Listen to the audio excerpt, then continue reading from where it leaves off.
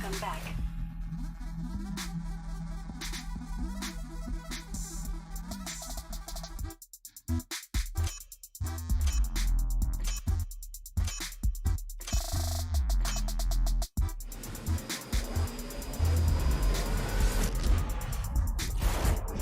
Jump successful. Now it's your time to shine. Woo! You said it, brother. Good luck down there.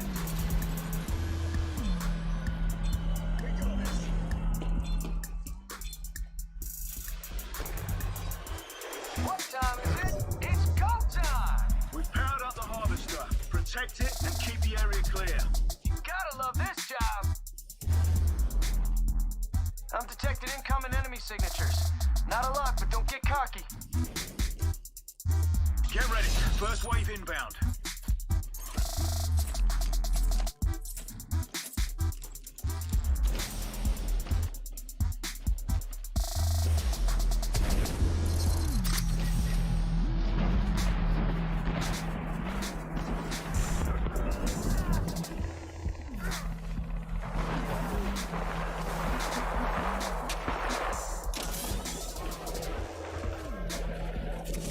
Hostile partner inside!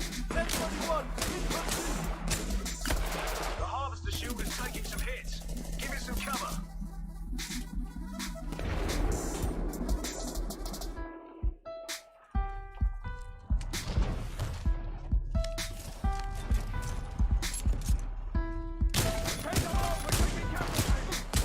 Target pilot spotted!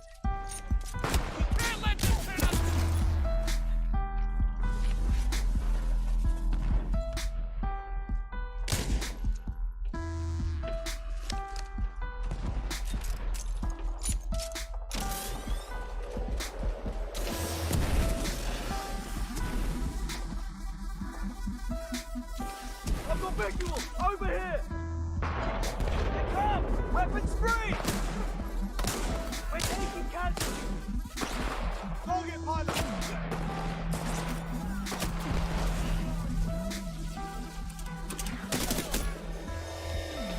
Team, protect the harvester while the shield recharges.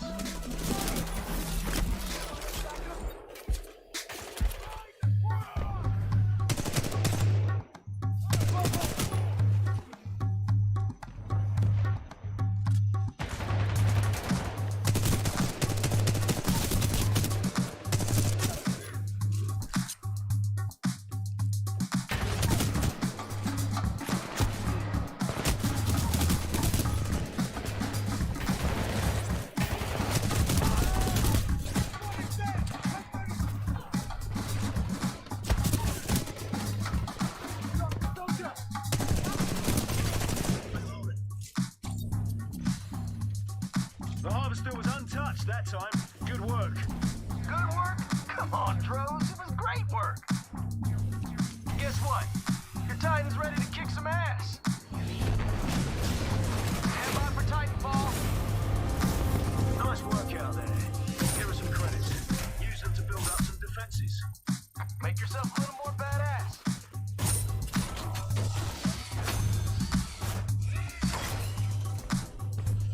Looks like this wave is stocked with mortar titans. These guys launch rockets from afar. Find them.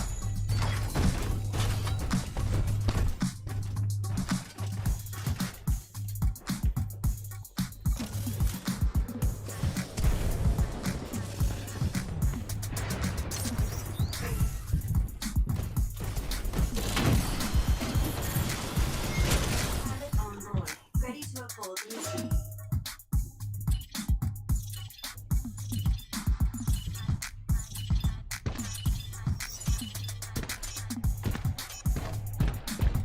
Heads up, team. There's a new wave dropping in. So keep your heads up. I already said that, Davis. Doubly advised.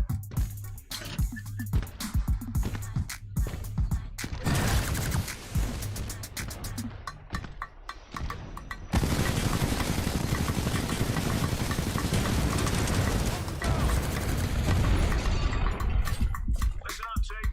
The harvester shields are absorbing damage. Put an end to it.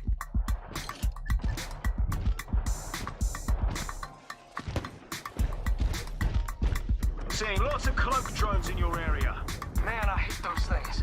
They can hide a whole Titan. Harvester shields are back online.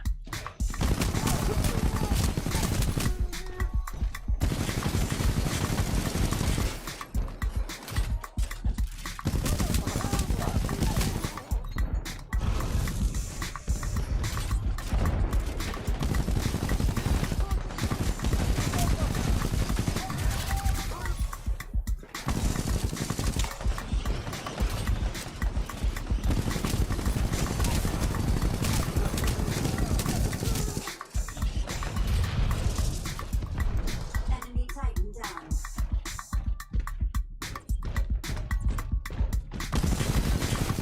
Pilot artificial compromised. Multiple Titans attacking. The harvester shield is recharging, guys. Do us a favor, keep it protected. Pilot, we are outnumbered 2 to 1. Pilot, multiple Titans are attacking. I suggest defensive maneuvers. Friendly Titan attacking the target. Harvester shields are dropping.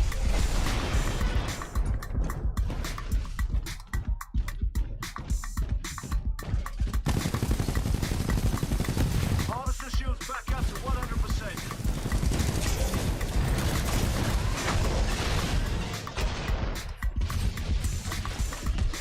Enemy Titan destroyed.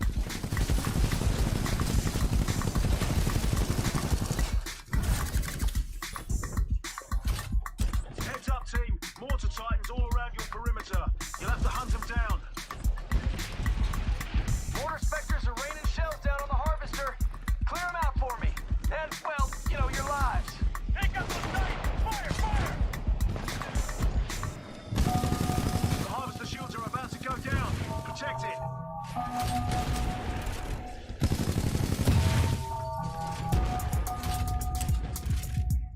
The harvester shields are gonna drop if they keep taking damage. Give it some cover.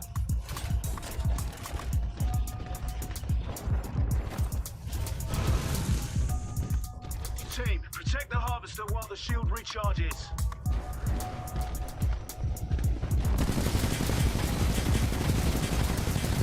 Good news, team. Harvester shields are back online.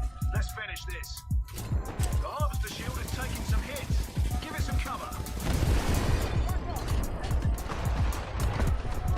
Water specters are still hitting the harvester. I see you. Hit him back. Hit him back.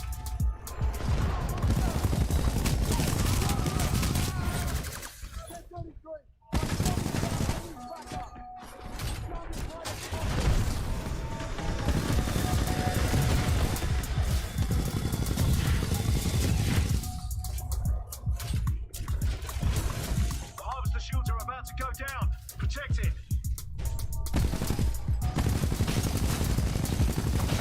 Upgrade core standing by.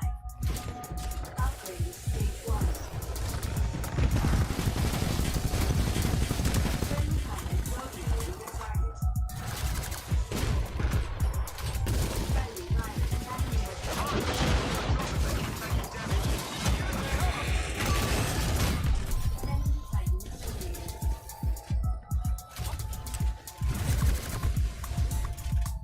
That was some impressive work, don't you think, Davis? Davis? Oh, he's literally speechless.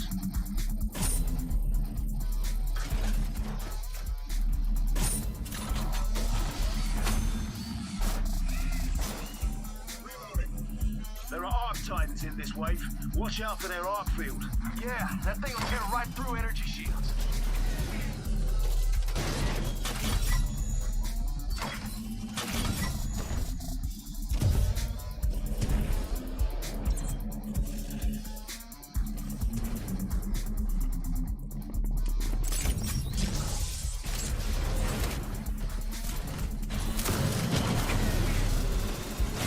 Pilot mode online.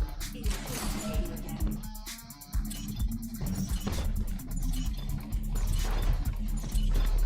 Team, there's another wave on the way. Get ready. Time to wave back. Or shoot them, whatever gets the job done.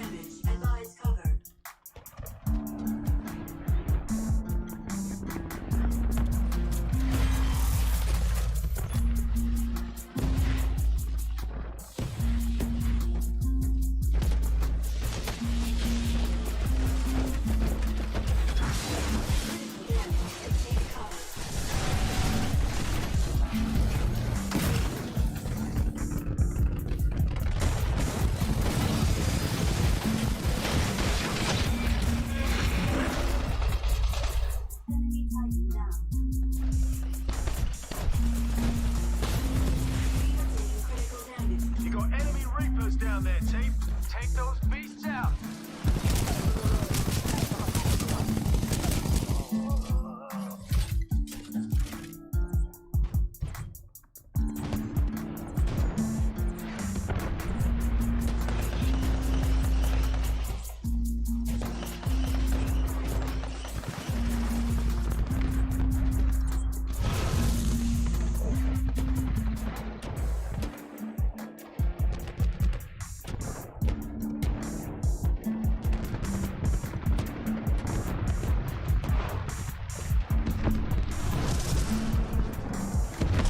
Enemy Titan destroyed.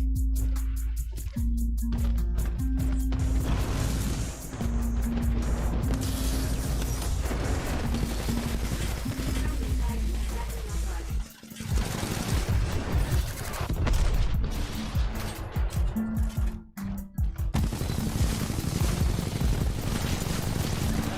Team, we've got a pilot down. It's okay. Stick together. We've lost another pilot, team. Keep it together.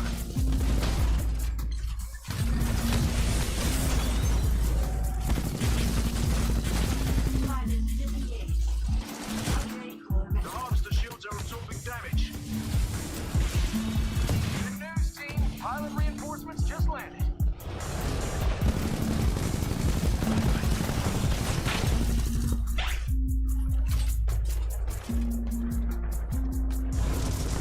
Friendly Titan attacking our target. Enemy Titan eliminated. Friendly pilot rodeo Enemy Titan down.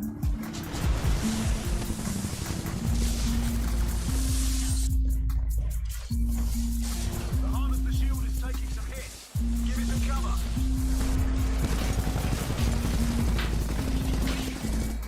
Reinforcements are inbound, team. Harvester shield's back up to 100%. One hostile left.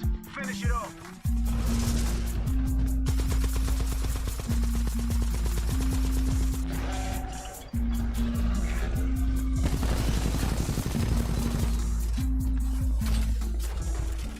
The harvester was untouched that time. Good work. Good work? Come on, Drones. It was great work.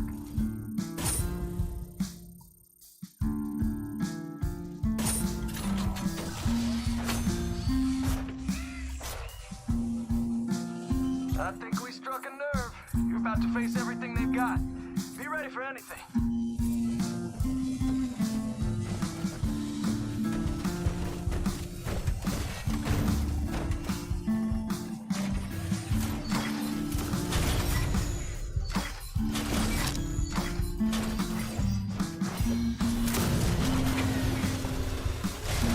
My systems are yours.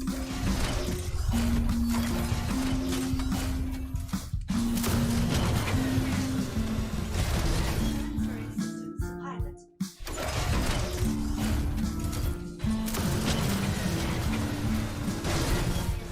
Manual. Pilot manufactured.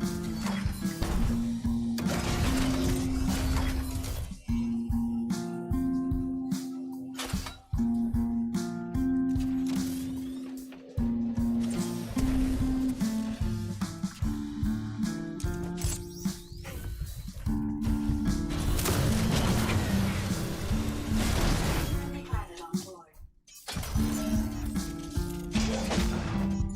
Friendly pilot is clear. Pilots, we've got another wave inbound.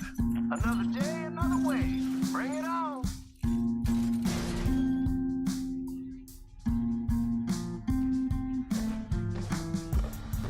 You got enemy reapers down there, team. Take those beasts out.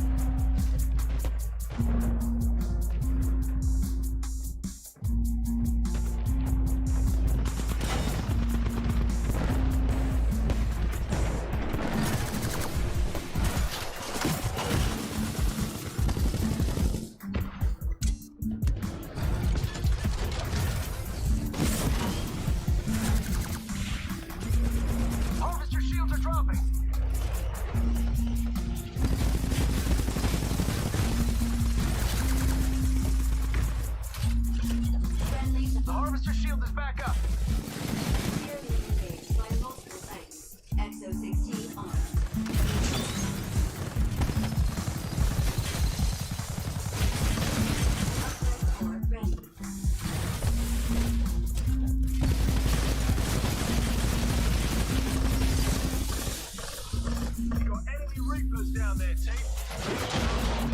Launching rockets at the harvester.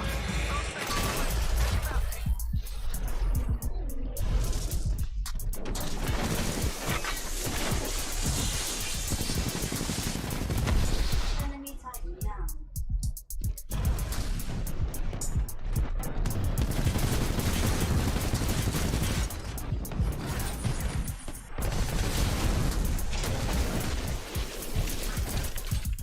The harvester shield is recharging, guys.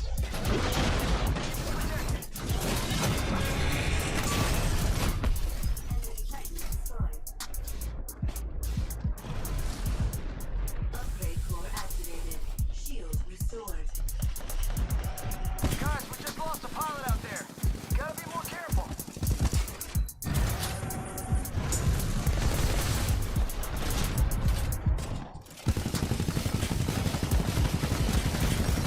Enemy Titan attacking your target. Multiple Titans engaging. Exo 16 on and at. We got some friendly pilots back in action. It is on now. Listen up, team. The harvester shields are absorbing damage. Put an end to it.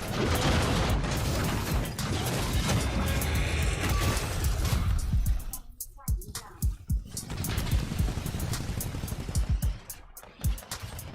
Harvester shields are back online. Enemy Titan down. Friendly pilot is attached to hull. Friendly pilot is clear.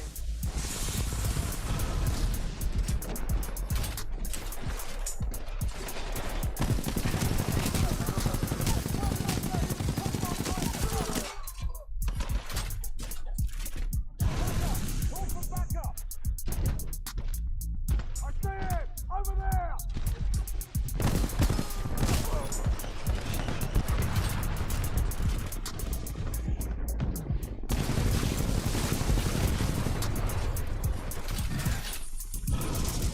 Upgrade core standing by. Upgrade core activated. You've got enemy reapers down there, team. Take those beasts out.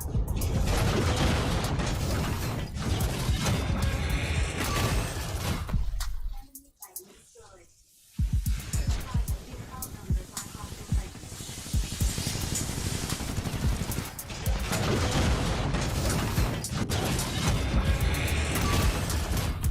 Enemy Titan destroyed.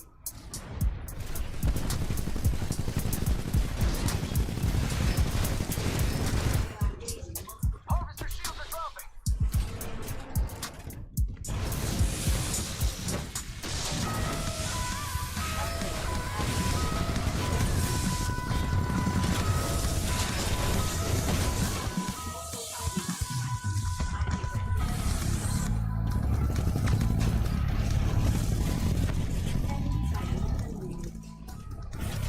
Harvester shields back up to 100%.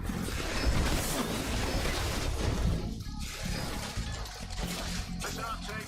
The harvester shields are absorbing damage. Put an end to it.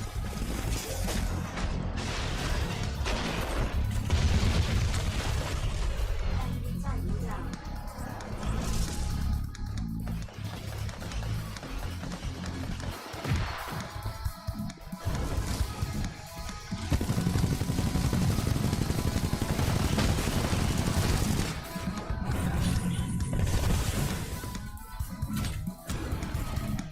Can't do any better than that. Like, literally. The harvester didn't take on any damage at all. Amazing work.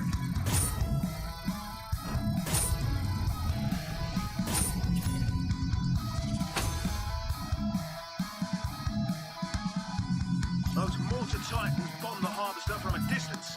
Use your minimap to hunt them down.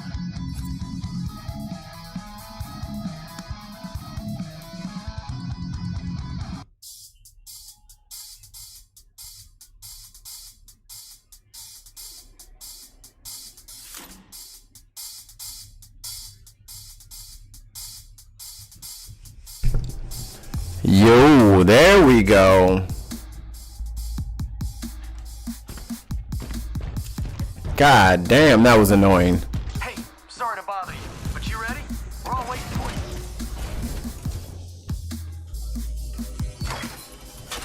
So what up, Dave? I saw you before, but my mic betrayed me, as they are wont to do in this day and age. Ready to go. Let me know when you're ready, pilot. About these booby traps.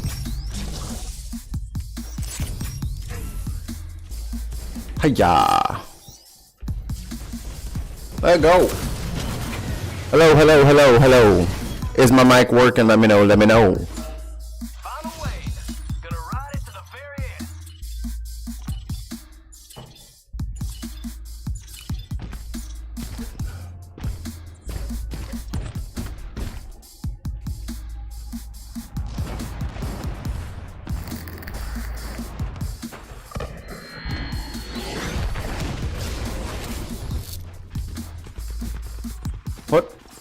What?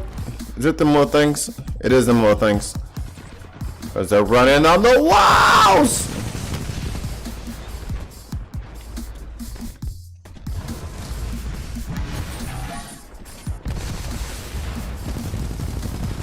Shabuya.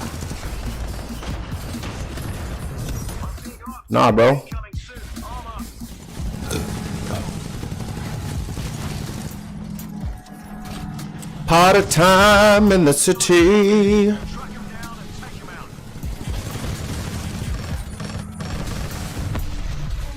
Let's get nasty. Enjoy the smoke, bitches.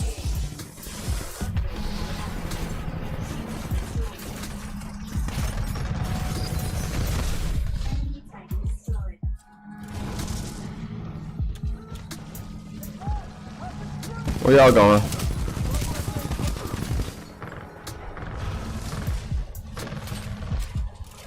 So what I was asking into the fucking void, because my mic wasn't working, was did everybody see Dave Chappelle's 20-minute special on Instagram called Unforgiven?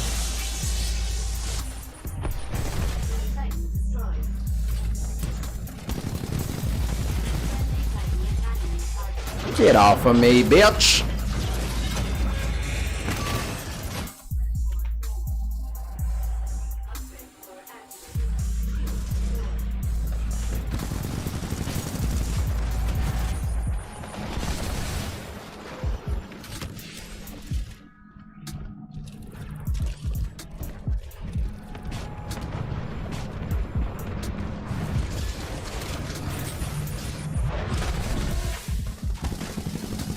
Shabao.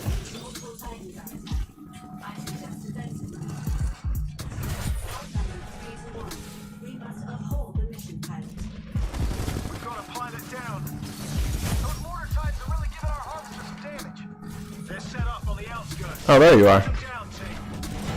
We are being engaged by multiple titans. Exo 16 on. The harvester shield is recharging. Don't let the remnant blink damage it. Harvester shields are dropping. Give me that battery! Alright, can y'all hear me? Hello, hello? Is this thing motherfucking on? Oh, Lord. Nah, boy, you got that space herpes gone, dude. Oh! The harvester shields are about to go down. Protect it. Alright, you got him, dude. Go ahead. Shields are down. Protect the harvester. You got this. Come on, man.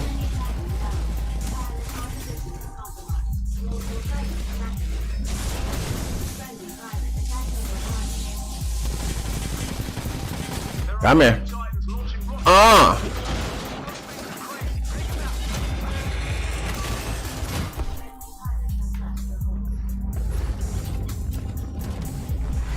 Harvester health is at 75%.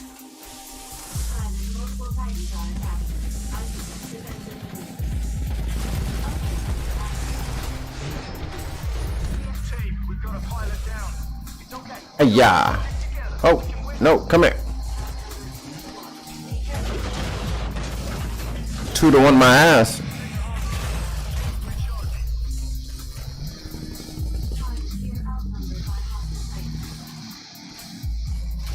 The harvester shield is back up. Got some friendly pilots back in action. It's on now.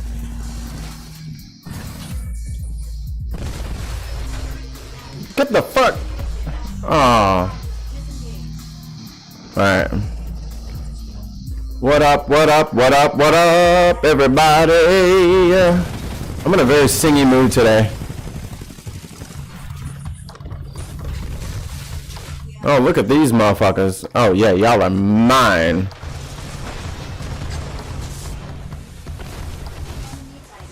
The harvester shield is taking some hits. Give it some cover.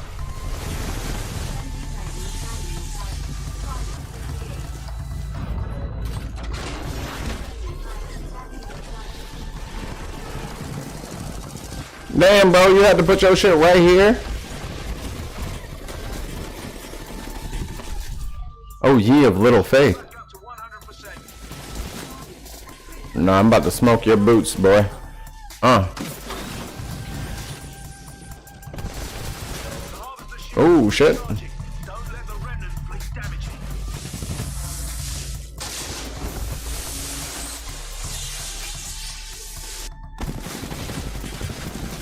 it. Get your bar. Oh, bruh. This is a team worth fighting with. Good work. You destroyed the remnant fleet assault. Let's get out of here.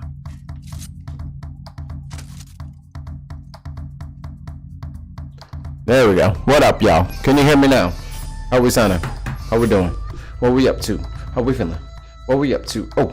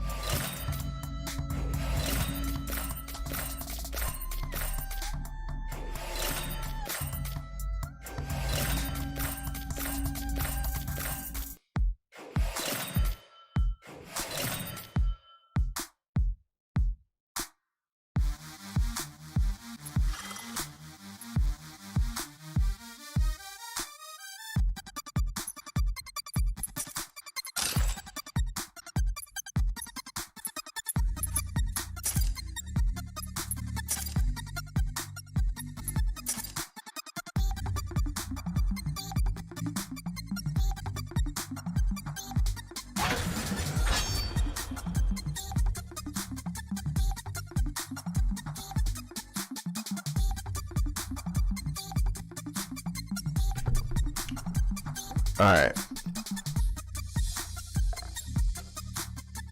So I don't know if you guys saw Dave Chappelle's Unforgiven and his tales of woe about his struggle to stardom. But trying to find a good level for the guy. That looks. This looks good. Cool. But he wanted everyone to not watch his show as it appeared on streaming platforms because he had never negotiated a deal to be part of that decision, which is understandable. I can understand him being mad.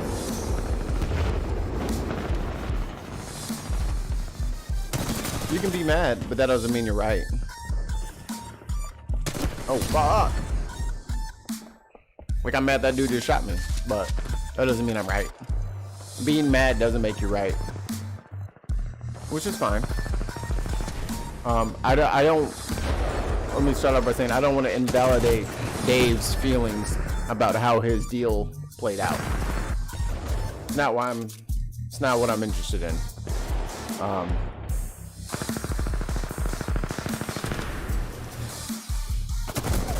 At any time, he's ooh, devotion. Yeah, there we go. At any given point in time, he's able to let people know how he feels about anything. It's one of the rights protected in the Constitution. But he is not, he's not quite the victim that everybody paints, that he's painting himself out to be.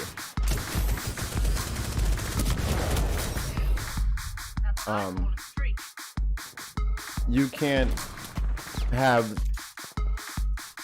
something like 80% of the rights to the DVD of your show and have that show be the number one sold DVD ever, and then expect me to cry tears of woe about how you're not getting paid off the streaming platform. You went to South Africa for fucking 10 years after you said Comedy Central never paid you. After you saying you never got paid from doing the Chapelle show. That's very disingenuous, Dave. You're leaving out some very important information, Dave.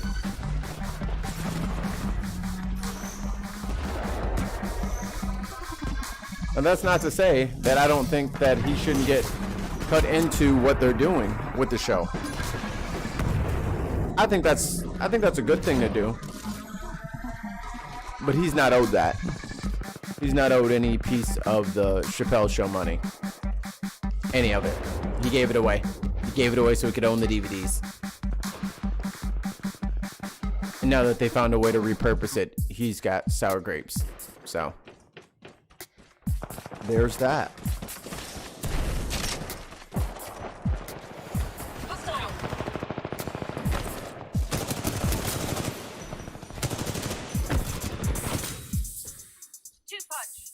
Ooh, got me. Wingman Elite.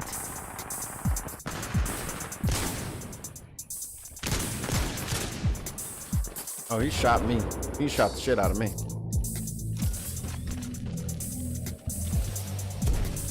It always pisses me off a little bit when people try to pretend to be the downtrodden when they're actually not. Dave's not downtrodden. Is someone making money off of his show? Yes. Because he agreed to it. Because he had, he was playing the long game. And the long game actually worked out for him, to be honest.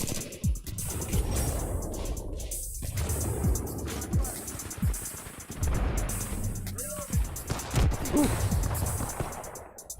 Oh, G2. I was like, how'd he drop me so fast? And that's fine. I'm glad he won overall. But now that someone else is starting to make a little money off his Chapelle show, now he's one of us. Now he's downtrodden. When just 4 years ago, if you'll remember, on the SNL Cold Open, his monologue, he was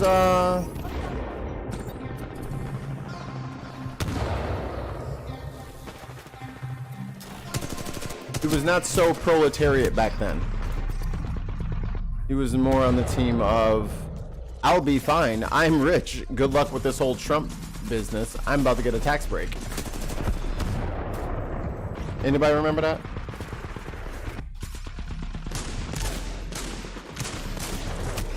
I remember that. And it pissed me off then, so it stuck with me. And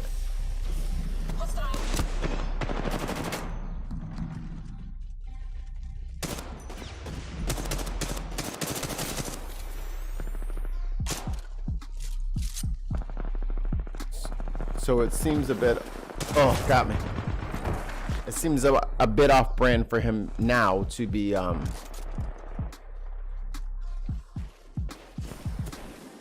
telling the world that I'm begging you.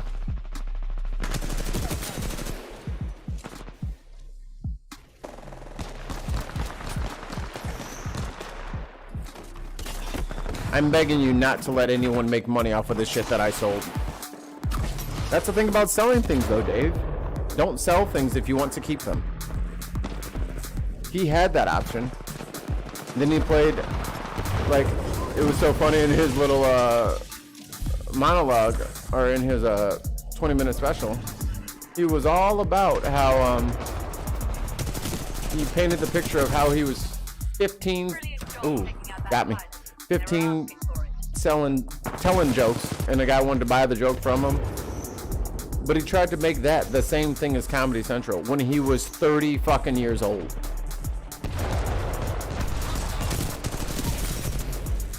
You're well past the age of maturity. You've been doing stand-up for 15 years at that point. You had done a show for 2 years. And let's not get it twisted. He didn't quit Chapelle's show. He breached contract. He just stopped showing up. He left the set and got on a plane and left. That's not the same thing, homie. It's just not. And I love you, Dave, but it's just not. You did something that none of the rest of the proletariat are able to do. Amazing work. Way to stick it out. You earned that victory.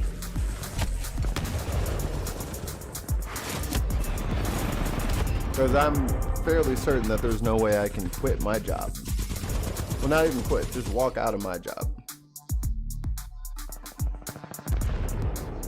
Somebody takes my business plan and moves it forward.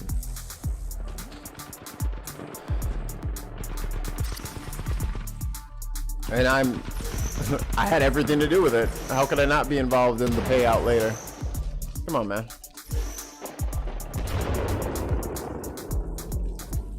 I won't say that you sound crazy because that's dismissive. And I'm not a therapist. Stop their retreat.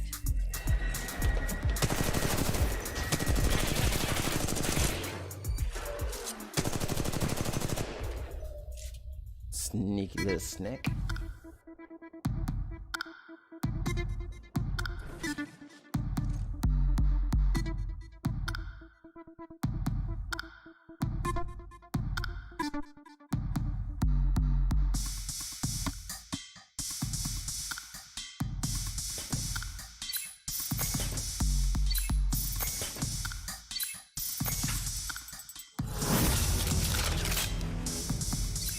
The best is me.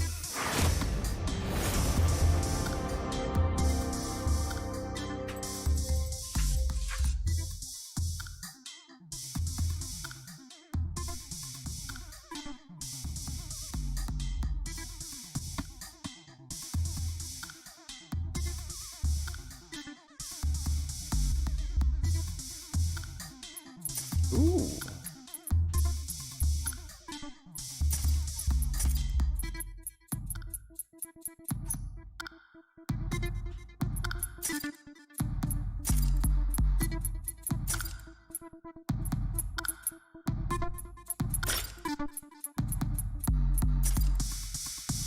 What is this?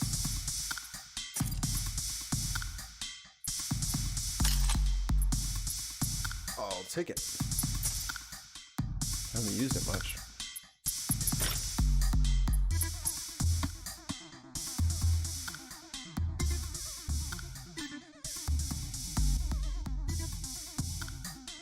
There we go.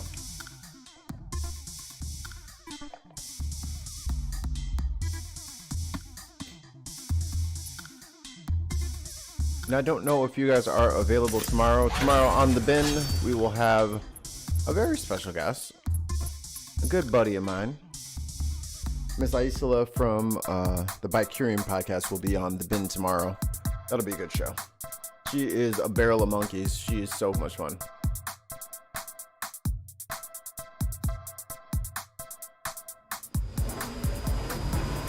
It's only like 1 o'clock in the afternoon for her, so I don't know if she'll be getting tipsy with us, but we'll see.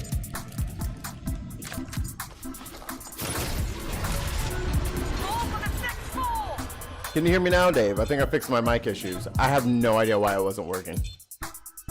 I literally had to just unplug it, plug it back in, and it went right back up. Not sure what happened there. What?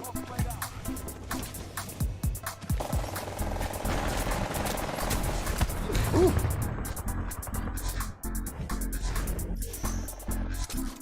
Or were you owing the Bicurian part?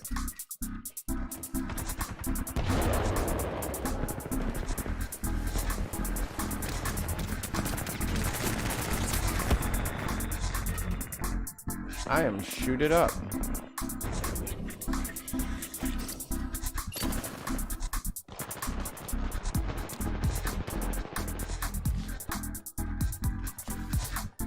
Ooh, I see you.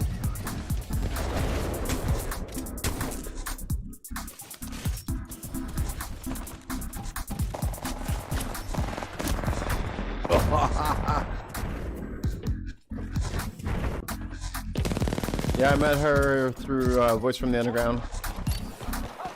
One of the many shows that I associate and hang out with and take part in all the festivities of. Woo! Get off me, big boy!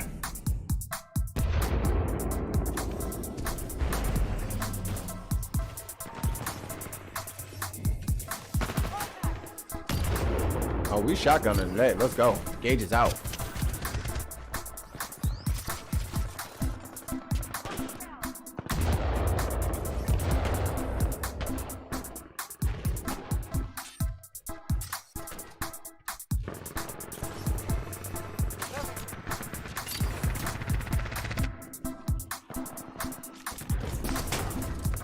Ooh, there he is.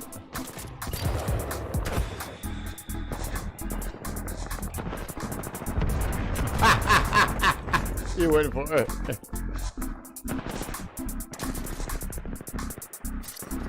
So Dave, now that you're back,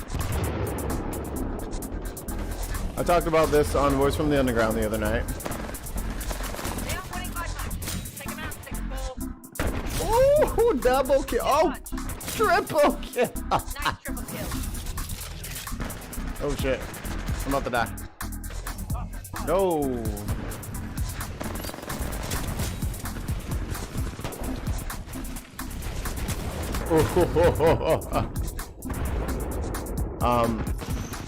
I talked about Dave Chapelle on Voice from the Underground, and it actually changed Haas's mind because he didn't know about the DVD deal that Dave had worked out with Comedy Central, and how much of an OG move that was.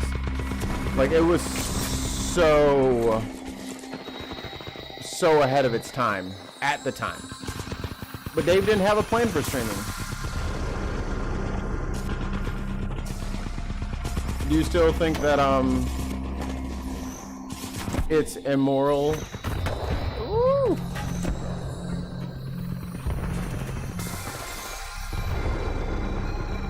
Ooh.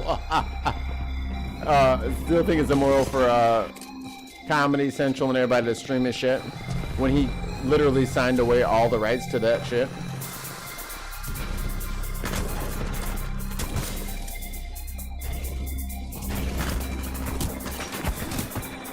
We're losing, but it's not over. Ugh, there you go. Fuck him up.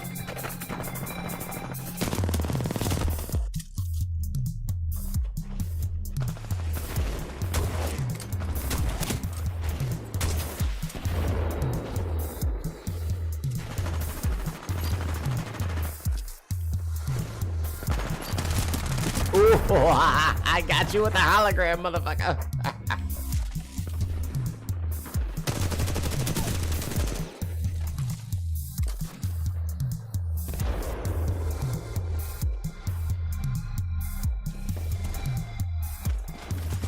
Oh, he punched me.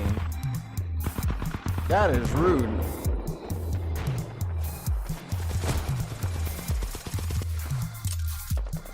Plus, I don't even know how to punch.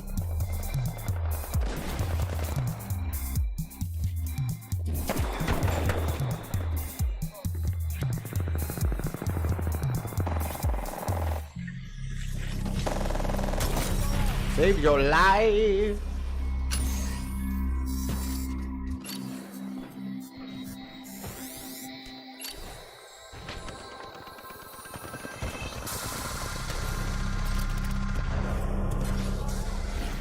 Come on, there's gotta be somebody over here. Behind me? Oh, above me.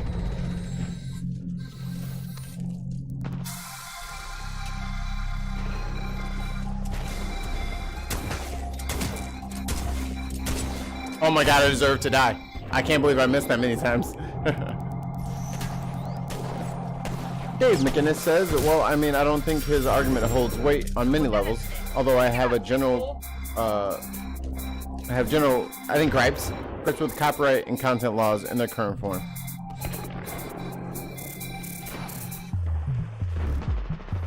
But I think essentially what he signed away was like, if we put ourselves back in 2004 or whatever that was, he gave away his right to profit from the reruns, right?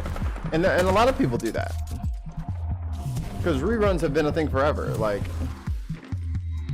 there's no way I would have ever seen the show I Love Lucy, Sanford and Son, fucking. There's a bunch of shows I would have never even been privy to had it not been for reruns. Damn. Sentry got my dumb ass. I'm dead.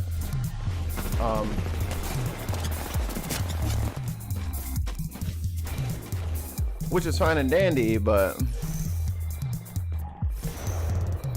I don't know if Lucille Ball's kids are entitled to that money if they said, hey, go ahead and put me, you guys can use my show in syndication. Because when you do that, they give you more money to make your show, right?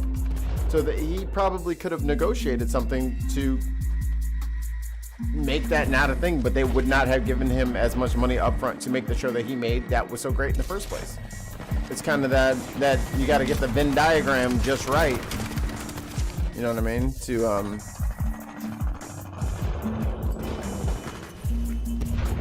To thread that needle.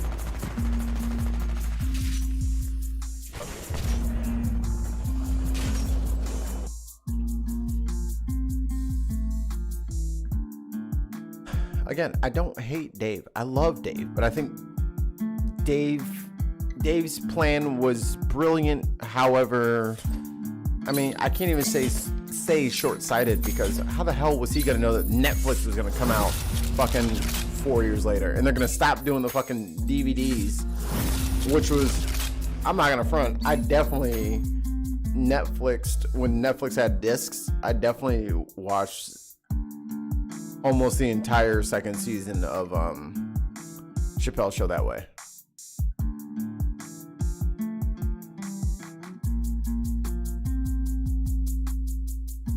I would be fine with him. David says, I would be fine with him having his name back for a separate property. Been a few people who have sold their personal rights to their own image away that got screwed. I don't think that should be a valid contract, or that portion.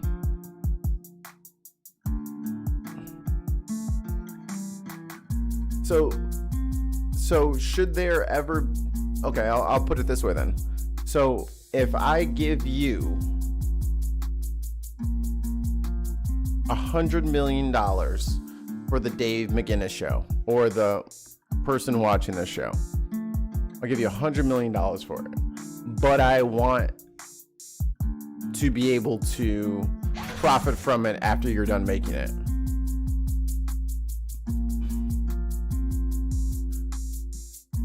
I don't know that 100 mil doesn't satisfy your need to be made whole.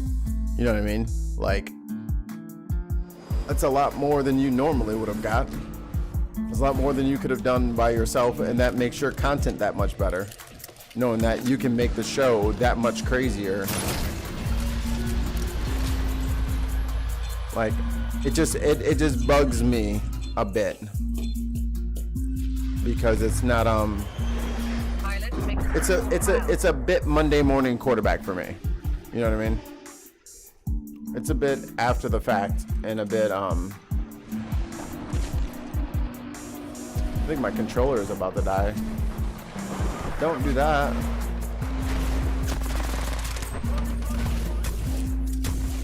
Holy hell. Not ready for all this. Ah!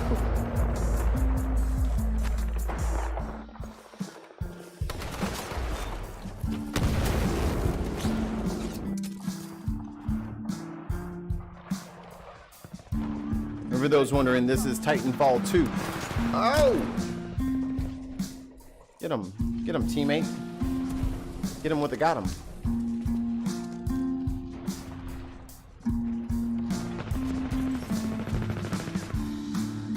Oh, there's a lot of people down there. We up.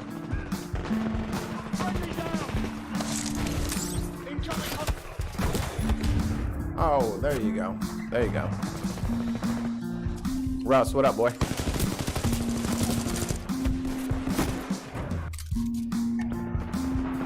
Dave, do I have you moderated on YouTube? I don't have the window open right now. But if you can share the link to his fucking, what's it called? To the Unforgiven stand-up thing. Which, and that's the other thing. Was that stand-up? Do we know what that was?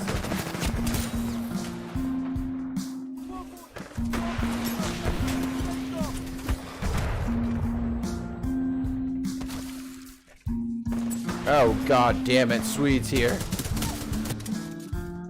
Hide your kids, hide your wife. Keep firing! Back up!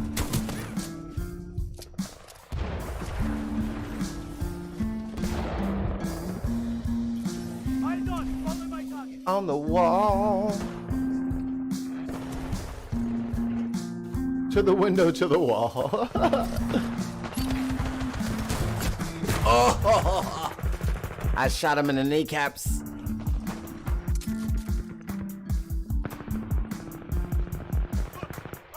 Yeah, come see me.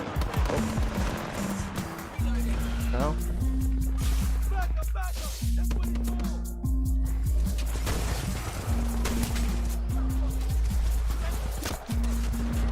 Woo. There we go. There's a lot of people up there.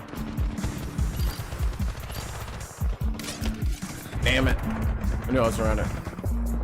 This is Titanfall 2, correct. Okay, good. Dave is a mod. I thought I did that. So this is what I'm talking about. This Dave Chapelle standy up bone. Or fireside chat, if you will. About his situation with Comedy Central and HBO Max streaming the Chapelle show, knowing good and goddamn well that he won't see a sniff of the money.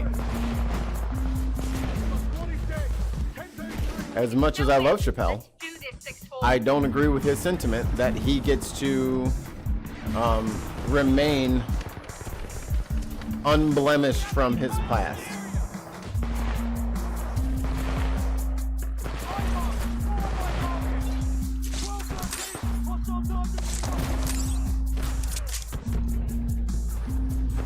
Do I have an anti-tap? Titanfall almost ready. Hang in there. Pilot, your Titan's ready. Forward in, copy that. Stand by for Titanfall. Oh, my face! What do you say? I haven't seen it, and I would have to leave here. I mean, it's 20 minutes, so I can riff for 20 minutes. Truth be told, I need to change the batteries in this fucking controller. It's not even vibrating when I shoot anymore. Pilot, I am engaged. That's what she said. Exit 16 armed to kill. Warning, multiple Titans attacking. They're killing my Titan. Following your lead.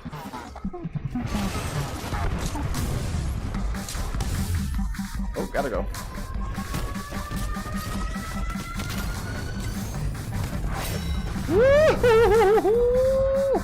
I can't believe I got away from that. Oh, he wanted me dead.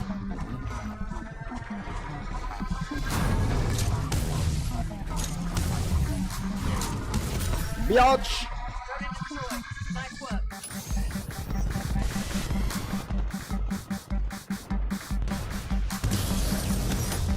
Beta. Fuck you. I have one controller because I have fucking infinite batteries. I got rechargeables like fucking 3 years ago. Best decision I've ever made.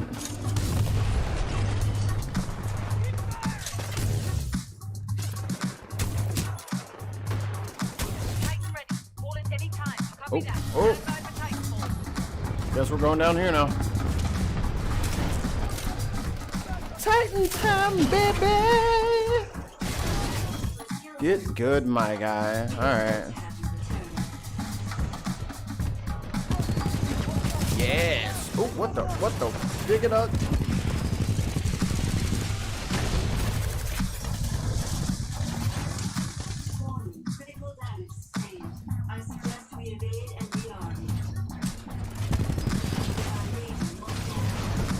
Oh, he's nuking. Oh, I hit start like an idiot. I meant to hit up. Up on the D-pad. Yeah, I use wireless because I don't need fucking... Cord management is a thing. God damn. Alright. Let me find a nice place to hide. Alright. And for the record, my batteries weren't dead yet. I said that we're going to die. Look, what I got right here. The charger. Full of batteries. Ready for my personal pleasure.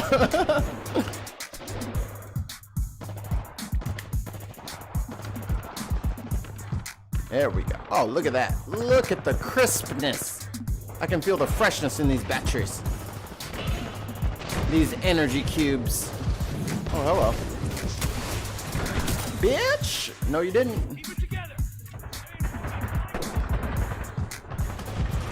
Saw something. Oh, where is it? He's somewhere above me. I don't know. I lost him. Not over. Do this.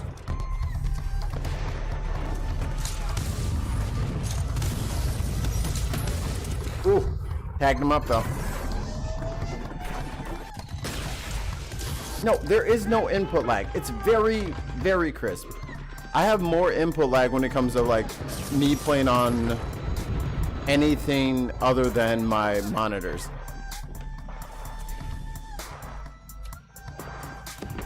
You know what? Okay. I have more than one controller, but I have a favorite controller. Who doesn't have a favorite? I have my favorite one that I use, and that's my go-to. I use this one. It's a little beat up. The puppy got it when he was a puppy. And You almost got your tight. Keep fighting. look, I'm okay with it. And I think you guys should be okay with the fact that I'm okay.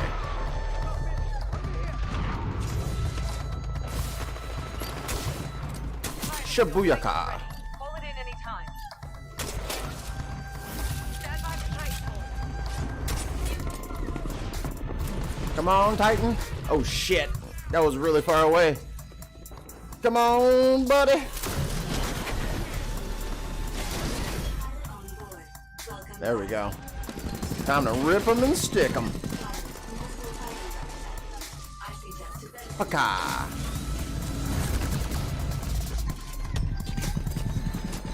Warning. Detecting danger holding.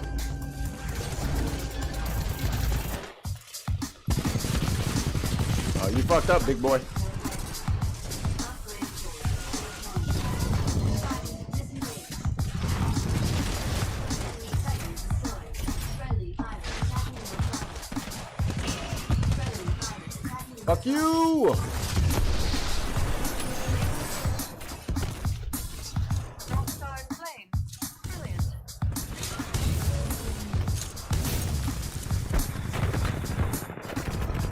Woo-hoo.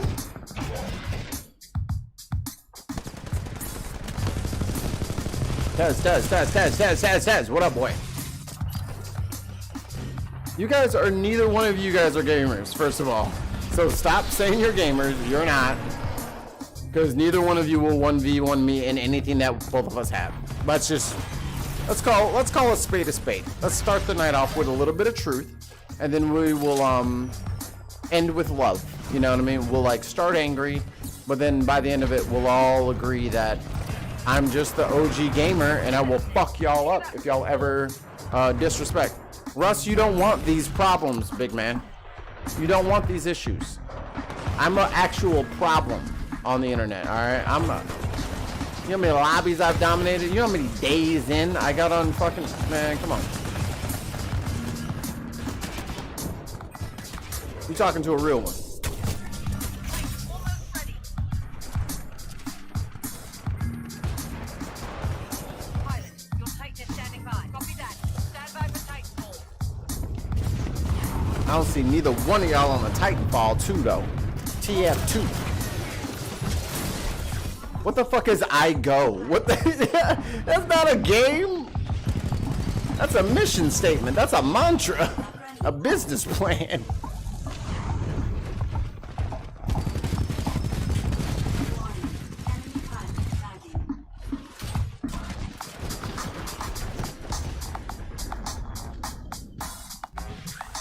I strongly and vehemently disagree.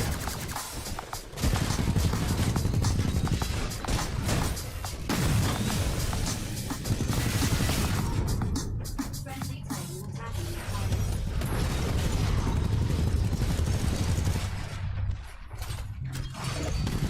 Friendly pilot attacking your target. Warning. Give me that execution. God damn it. Woo. I would have been fine if that dude let me get the execution, but he had to fucking shoot that last bullet in there. We lost this one. Ah! More chances. Move out.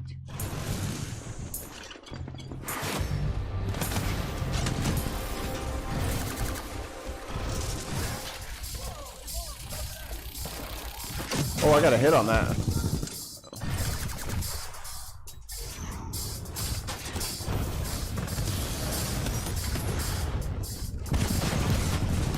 Ooh. Almost got him. Tim. All right. Let me pull up. Oops. It's too close. It's too close, man. Let me pull up the tweets. Them tweets, though.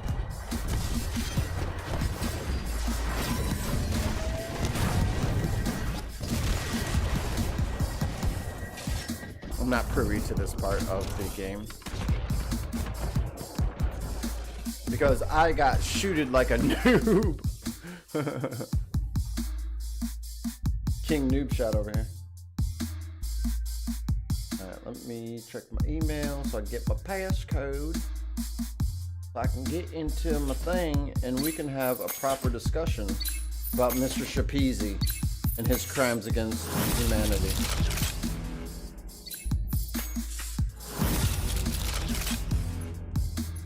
I'm gonna stop matchmaking. I'm going to open up Stream Labs. We're gonna be right back.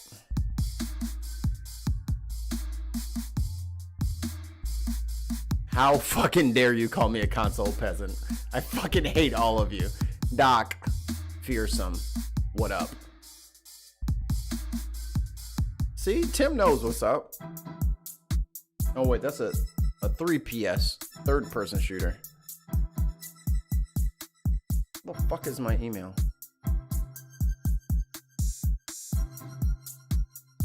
Tez, I'll drop this in the what's it called too.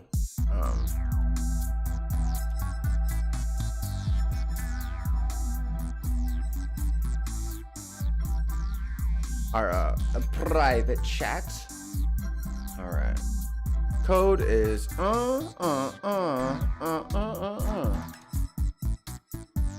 You guys can extrapolate. What? Extrapolate? That's not a word. Extrapolate. There. Now we're talking.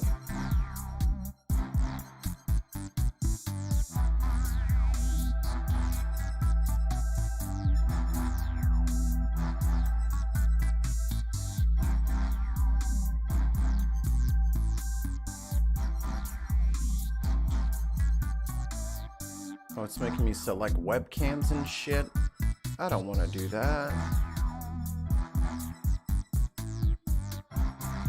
Mike, what the fuck? Everything's all fucked up in here.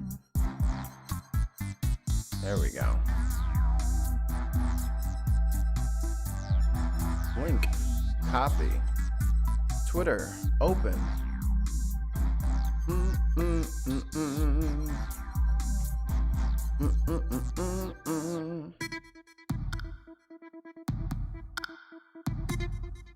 IQ and fucking Ben fucking thing fucking if Dave Chapelle is wrong, I don't be right. Wanna be right. Fucking love IQ.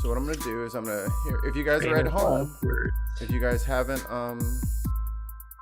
learned how to do stuff on OBS, allow me to show. So I'm gonna copy that box and then I'm gonna paste it. I'm gonna paste it right over here. I'm gonna put it behind this boy. This boy. There you go. Then I'm gonna add a source called a window capture. Add source. I'm gonna add a new source, and I'm gonna steal it from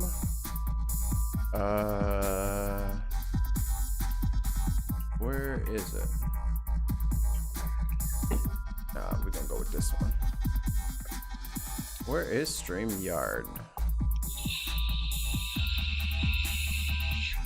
Oh, it's not open. Fligic. I'll move this over here. I can't have them on the same thingy, or else it gets all upset with me. Okay. So this box, window capture. We're gonna go for StreamYard from Google Chrome. We're gonna go with the Windows graphics capture, like such, and I'm gonna shrink this down. I'm gonna do little cribbity crops. If I can grab the box, I can't grab the box. The box is impossible to grab. It's the most invincible box. All right. Why you no shrink? There we go. There you go. Good box. Good box. You're a good box. Oh, excuse me. Shrink them. Oh, and we're gonna throw that a little bit more. You know what I subjected myself to today? What you done did? I listened to all of Giuliani's witnesses and testimony and Oh, you poor man. You poor man. Why would you all 4.5 hours. Why would you put yourself through that? I didn't know you were into that kind of like self-punishment kind of shit. That's strange. Oh, Like I'm a political scientist and I don't want to do that. I'm an economist. Beat that. Yeah, it was pretty bad in multiple ways. like why would you think it would be good though? Or maybe you didn't want it to be good, but you were just trying to like there to see the train actually go off of the tracks. Yeah, more of that. That's not healthy, Dave. And I need you to take better care of yourself in the future. That's like self-punishment. It's like you got the fucking cat of nine tails. It's like, you know what? I looked at a woman with lust in my eyes. Hi-ya! Hi-ya! And you just Self-flagellation. flagellation. There you go. Yeah, it was interesting. I mean, they again didn't make any very good arguments, and many of them were previously disputed. There were at least a couple people that they brought up that they realized was way crazier than they thought when they brought them up. That's my even favorite. Giuliani tried to stop them, like one of the congressmen, like, well, why would you think this? And they're like, maybe you're in on it. Like, oh boy. Like, They should have been like, yeah, I am in on it. and there was like, I don't know who it is for that area. There's like an African American lady that was a Democrat that just every time it came time for them to ask a question, they just kept asking them to do things that just aren't done. Like they were trying to get them to have everybody swear an oath, but like that particular level of government doesn't do that You anyway. don't swear this oath. Fuck you talking about? You about to swear. And then They went all Christian Bale with it. Swear to me. it's time for you to ask Giuliani some questions, and instead they just started yelling things. So Buddy beat the hammer until they stopped for a while. And then when they finally did ask a question, it was, would you consider yourself and Mr. Trump honest men? So And they got really, really pissed about that and didn't answer. So is what you're doing right now is you're making us suffer through the shit that we chose not to watch. Like you're just like step by step taking us through the pain and making us relive this trauma with you. Because That's not fair. Because I don't deserve that. I went to work today. I was a good boy. No, I just giving you the Cole's notes. There was like very large chunk left out. I'm sure most of it was nonsense. Most of it was, but the large and the short of it is they basically begged the people on the committee to overturn the election and said it was their constitutional duty to do so. Yeah, it's definitely. Yeah. So, back to the fucking matter at hand. Your boy Dave Chapelle, America's secret dirty obsession. I thought you were gonna say America's sweetheart. I was going, that's not true. No. America's conscious race reminder. But is he though? Yeah. I mean, he's like America's every 5 years race reminder. Like he's not like around all the time. He's like our census race reminder. Yeah, comes around every 4 years when he's got to do SNL and a new comedy show. Well, to be a reminder, you have to have disappeared for a little while. He went to South Africa for like a decade. He did do that. Right in the middle of the Chapelle show too. I was so sad. Yeah, like Job 3 episodes in. successful. Now it's your time to shine. Like Ashy Larry didn't even know where he went. Like he just didn't show up. Like he left the Good luck studio down there. and thought he was just mad and he was coming back later. No, he was gone. He was at the airport with some bags. They I were- remember when that happened, and I was like, wait, he went where? Harvester's up and running. And Comedy Central was offering him all this money to keep the show going. He's like, I just don't want to do it anymore. Hell yeah, they do. Yep, they offered. I think everybody who's a Chapelle or comedy fan or pop culture person knows he got offered 50 mil Here they come. to do season 3 of the Chapelle show. And You gotta think though, for him to turn that down, there must have been some shit going on that he really didn't like. he said You know what it I was. mean? He said what it was in several interviews. They had a bit about like a fairy godmother, like a little fairy thing, but it was like the black fairy godmother or whatever. And one of the fucking crew dudes, just a white dude, just kind of laughed a little too hard, and he was like, "What the fuck am I doing?" Yeah. And he fucking ended. He left the fucking set, and he was fucking. That was it. The shields are absorbing And he was damage. out. Put an end to it. And he's gone. No more show. So, are you saying he quit his own show because he found his show racist? He just didn't. He felt like he was being laughed at as opposed to laughed with, and I get that's why he left. Guys, we just lost a pilot out there. You gotta be more careful. Which I mean, he has every right to do. Harvester shields are back online. Yeah. Yeah. I mean, if you're gonna be a comedian, you're gonna expect a mixed bag at that, though, right? I mean, some people are gonna laugh more with you and more at you, like depending on what they're laughing at. Well, I mean, it depends on what kind of. Isn't a bit, right? If you're doing a bit where you want to get laughed Let's at, just land. that's different than doing a bit that you want to get laughed. He felt like they laughed a little too hard at the wrong part. He was like, "What am I doing? What am I doing?" And he just said, "It's over." I think that was the Oprah interview. That's what he said at the Oprah interview. Yeah. So what's his current beef with Netflix? Why does he? He doesn't really have a Netflix according to him. No, not with Netflix. He loves Netflix because he asked Netflix to. Well, Netflix started Netflix and HBO Max and Comedy Central, I believe, started streaming Chapelle show. Harvester shield is taking Okay. some hits. And they Give asked it some and cover. Netflix and other places too. Netflix, Comedy Central's platform, I don't know what it's called, and HBO Max. And he said, he didn't ask them to take it down. He said, Netflix, I mean, he said, "This makes me feel bad." And they said, "Say no more," and they pulled it off of their streaming platform. Oh, I see. He politely requested that they take it down. Yeah. And they said, okay, sure, whatever. Anything for you, Dave. Yeah, as long as you make us more comedy specials, we'll. Exactly. Exactly. Now, do any of you fine gentlemen, and I use that term very loosely, think that Netflix would have done the same thing if he hadn't had a deal already worked out with him and they weren't business partners? Oh, not likely. But it's possible. Depends on who it That was was, some impressive work. I mean, Thank you, if- what their Davis. politics are. Davis. He's Yeah, literally if it was a speechless. lesser known comedian, I think Pilot, maybe your they Titan's would ready have when said, you are.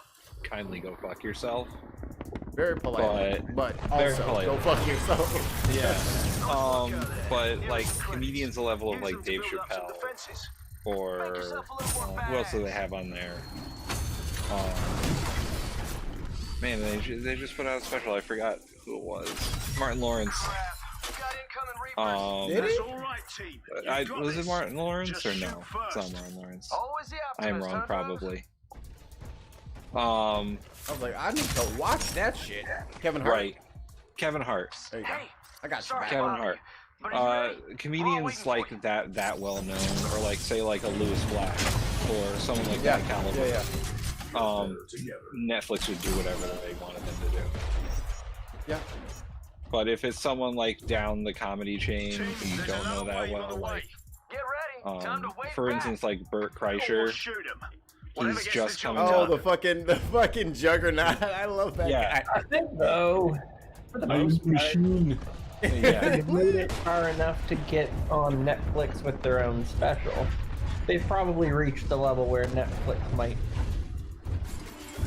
do Yeah. that. But if they had IP that wasn't initially made by Netflix, and Netflix got a hold of it like they did the Chapelle show, and it was someone else who didn't have as much clout as Dave Chappelle probably has, then Netflix would have said, well, we're making money on your IP, so we're gonna keep it. You got enemy reapers down there, team. Take those beasts out. Yeah. But And I mean, I think that to those specific episodes that he made using the resources that were provided him by Comedy Central, they clearly own a piece of. But he Although- doesn't want them to show any of his show at all because his name is on it. And that's his art. Well, How but dare you? he also is saying that he doesn't want to do that at all because they won't give him his name back to use it on his thing. Harvester shields are dropping. And they did call them. He did call them thieves. He did say that they were stealing from them. Yep. And I Which think they're really not. I think this is a big. I think that they're using legal applications of unethical laws, though. He admitted that. Which is it legal? Yes. Is it moral? I don't agree. Like that was. I think that's how he said it in the special or whatever. But Yeah. here's my thing. The harvester shields are gonna drop if they keep taking. I'm sick of rich black folk picking and choosing when they're black. I'm absolutely exhausted from it. Protect it. It is so infuriating to a level that I don't know that I can accurately describe. Like it's really fucking frustrating. And I hate it when celebrities get famous or get popping. They could have been famous already, but when they have a big project go off, Back up. and then the very next thing they do is, I'm not black, I'm OJ. yeah. Like, Dave did that 4 years ago. And everybody was just so happy that he was back. Good But work. I was pissed. Come on, drones. And if I go back and look at some of my streams, I'm pretty sure I said as much. I was not happy about his SNL cold open monologue. Like that did not rub me the right way We've got at all. incoming enemy mortar Which one? The one from 4 years ago or the one from this year? The one from 4 years ago, and then he doubled down on it this year, or last. Okay. Yeah, this year. Yeah, it was this year. Because they had him do the one before the election last year, Right.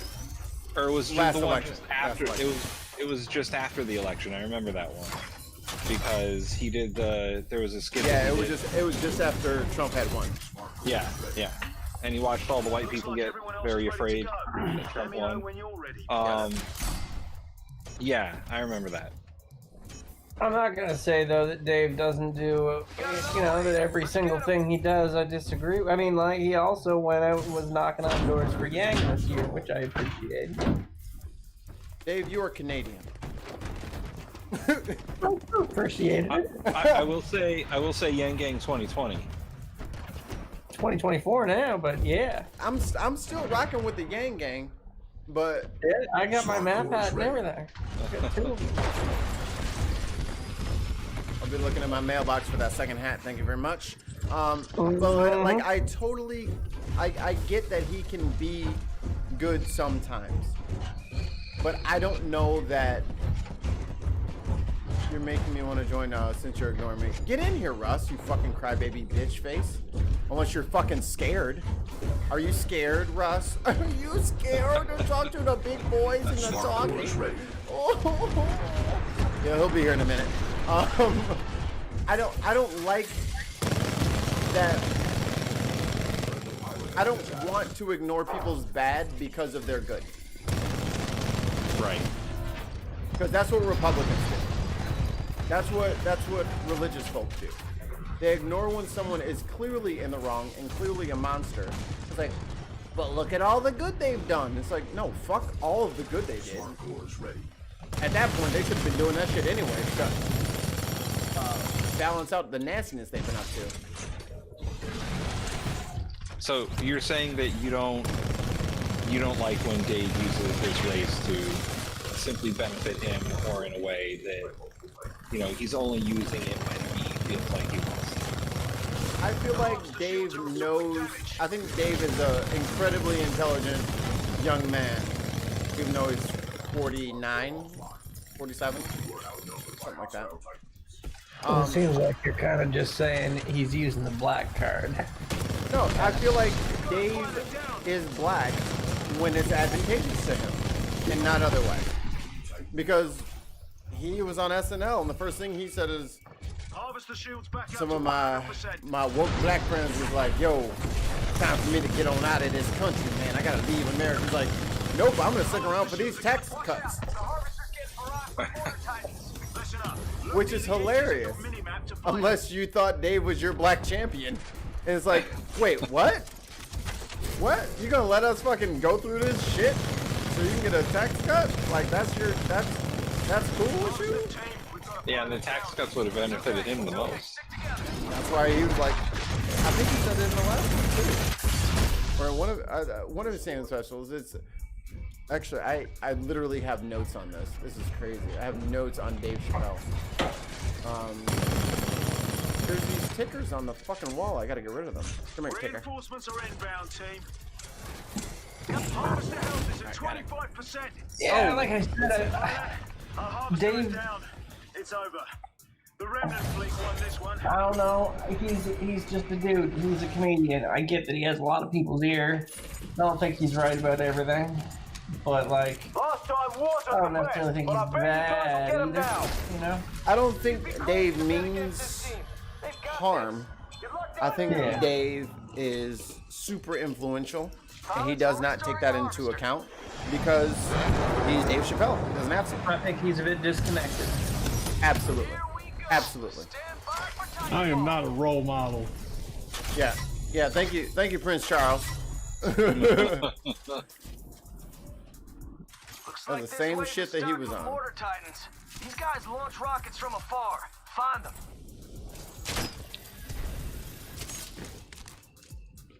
That's terrible. TRBL, terrible. So I mean, so you said rich black folk. Are there other rich black folk? Kanye Yeah. West. I knew that Kanye's- was coming. Kanye is just crazy. He's not. They said the He same needs thing help. about Dave. But Kanye is like More Yeah, vocal but on they another did level. say the same thing about Dave. Kanye is just more vocal on Twitter. There's no difference between him and Dave. Well, also Kanye decided to try and run for president. Give Dave a couple years.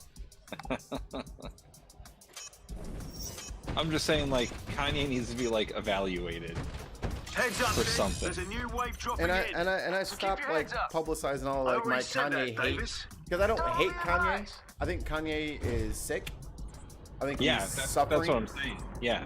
I think he's got a lot of shit going on, and he's got all the wrong people around him, and that is not helping the situation at all. And I feel for him, not like pity, but like I want him to get well. Yeah.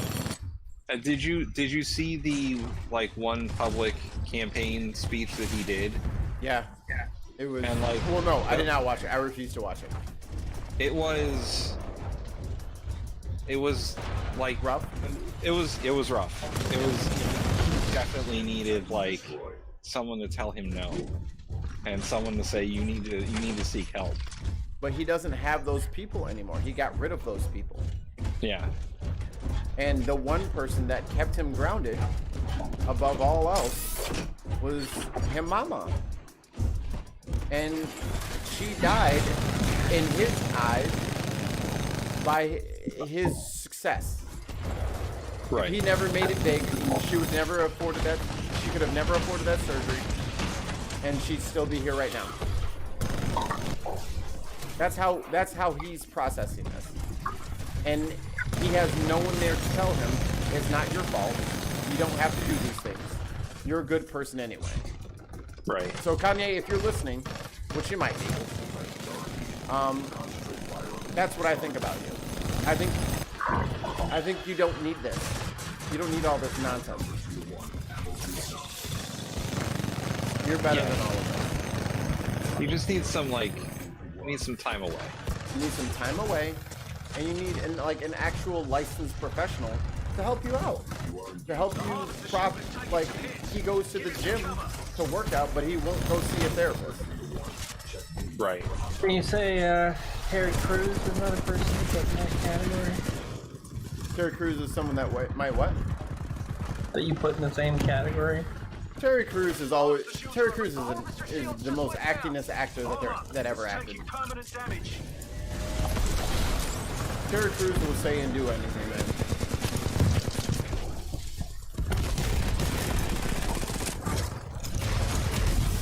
What about and he lacks a lot of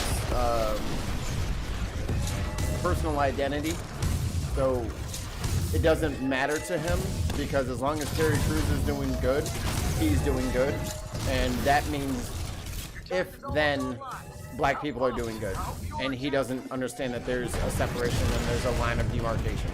He doesn't get that. I'm not the one to teach Terry Crews that. He's gonna have to learn that all on his own.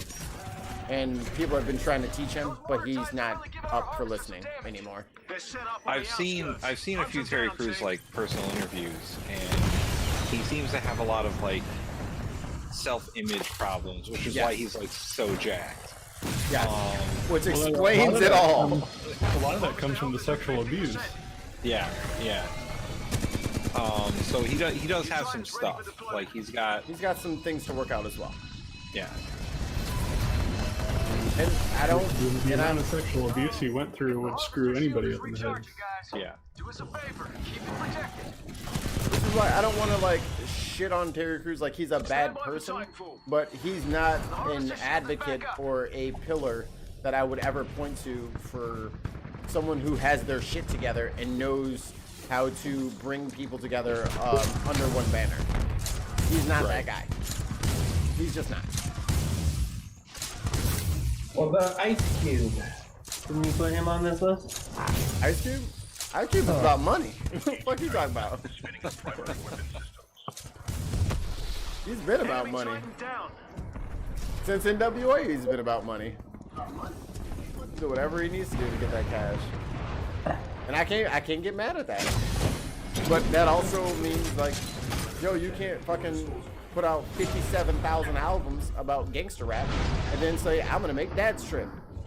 Like, what are you talking about? Yeah, I'm just saying, like, would you put him in the same category, like, you're putting Dave in the sense of, like, he's got some influence, he's got a voice, and then he's kind of, like, that's situation convenient? That's super interesting that you bring that up because Ice Cube was one of the people that got super pissed off when he had the platinum plan for Black America, and he was so pissed off that no one wanted to. Gorilla Bacon, this is Titanfall 2. Thanks for tuning in on Looks like they're sending in Periscope. flyers. They fly in quick. He had his platinum plan that he worked with Trump with in the last 2 weeks of his administration. To this is the thing that's going to help Black America. He didn't consult the Congressional Black Caucus. He didn't talk to any of the people that are actually doing the work right now. He said, "This is my plan," and that, like you said previously, that shows a lack of awareness. Like, he didn't even know that people have been trying to work on these things for the last 30 years. He was like, "I'm Ice Cube. This is my plan." And I'm trying to do it by myself. It's like, yo, why are you going to Trump's office to work on this? Yo, I need to work with whoever's in office, man. I gotta get this done now. It's like, it's 2 weeks before the election. What the fuck do you think he's going to do in 13 days? Like, do you not know how legislation works? Do you not know how slow these gears turn? And the answer was no. He does not know. He had no idea. It's a shame that the election is still.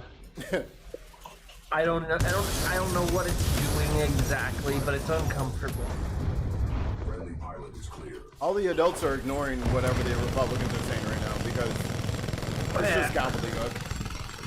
Well, yeah, they don't have a seat at the table right now. No, they're coloring. Yeah. And eating their mac and cheese and chicken nuggets. So, speaking of coloring and being at the kids' table, who decided to let Trump sit at that tiny little table? That's so perfect. Like, he has a giant desk. Yeah, but that table's been traditionally used for signing that sort of bill for a long time. It's just usually surrounded by all of your advisors and people, so it's never been quite so apparent as just seeing a giant bloated fat orange man sitting alone at it. It looked like he was sitting at the kiddie table and people were just letting him do it. Go ahead, sign it. Go ahead. We'll get you a Sharpie. That's how you like to do it. Go. Do you want to sign it in crayon? We're all out of orange crayons. You use them all up. No, he can't sign in crayon. He's not good enough to be a Marine. Oh,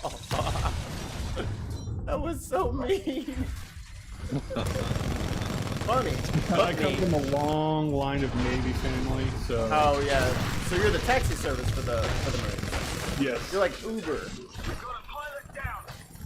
We are the ones that drop them off and say, "Have fun. We'll pick you up when you're done." Yeah, I was actually on my way to OCS for the Navy when they discovered I had sleep apnea and then said, "Thanks, but no thanks."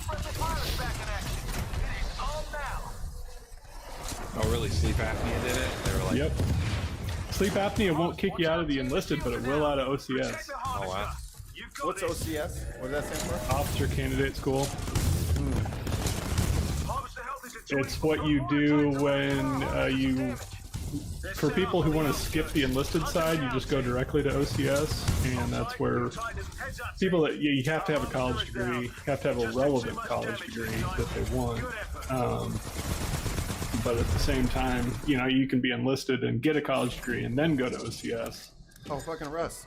Alright, that didn't go as planned, but it's There he okay. is. We'll get him this time. Not bad, dude. I got a Not good bad. feeling about this one. Kick some ass down there, team. Yeah, but whenever I want to speak up about the OCS thing. Whenever you go straight into OCS, then you get those fucking green bean, fucking butter bar lieutenants who come in. That's and, sweet.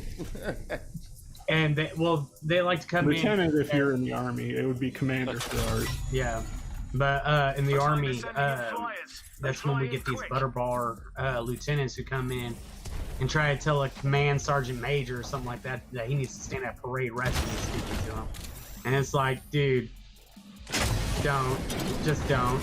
I would have been no. See, what I was going to go in for I would have been everybody's best friend because I was going to be supply corps. So everyone, Oh, yeah. Everyone, no, would be done. you're everyone's best friend when they need the Heads up, thing. team. Because the New thing wave is dropping we all in. know that supply Heads fucking up. sucks. I But already supply said likes that, to take Davis. fucking forever. Totally And then, advised. because you're like talking about CIF shit too, right? Yeah, CIF will sit there and kick back fucking everything. Customer I information. would have been probably second or third in line on a battle group is where they would have stuck me. I would have probably been sitting on a destroyer waiting for whatever word to come down from an aircraft carrier. There we go. Audio only. Oh, okay. I didn't know that was the function. Got buttons. Yeah, you got buttons. But yeah, no, I sat there. I remember when I was leaving basic, like I never once used this little like day pack that they give you. And the reason why I never used it is because I never fucking had to. It never once left my locker. So the condition that I was returning it in was the condition they gave it to me in. And CIF sat there and was like, yeah, no, this is too dirty, we can't accept this. I'm like, motherfucker, you accepted at one point like this? Like, seriously? And my drill sergeant kind of said, look, he never used it. It stayed in his locker. And they're like, you can't take it.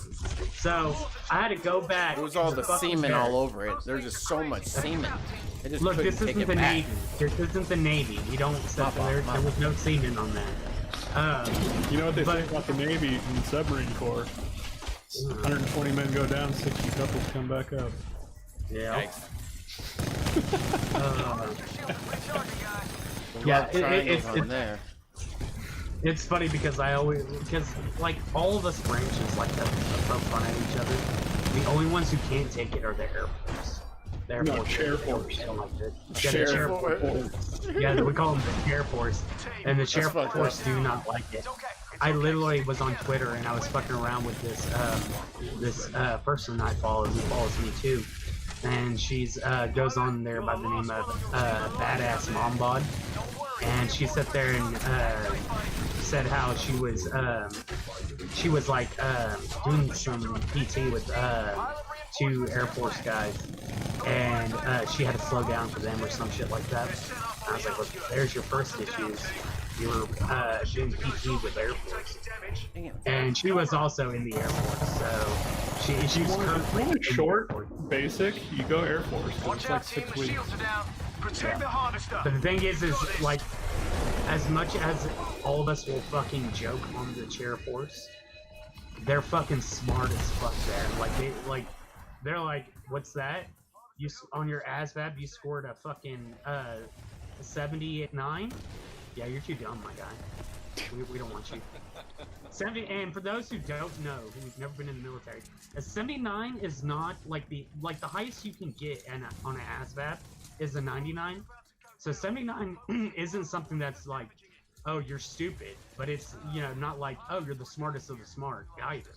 But like 79 is like something that's like, it's fairly decent. It just shows that you know, you have enough knowledge to be able to do a lot of more things than some people do. Because I mean, like, just to get into fucking bare minimum army wise, and that's just infantry, like you need like a 33, I want to say is a bare minimum for the ASVAB. So, you know, you don't have to be you know, fucking a rocket scientist in order to become infantryman. I want to say I got an 82 or 84 when I took it in high school. Oh, that's actually very decent. Like if That you was, to, but that was when I was in Air Force ROTC.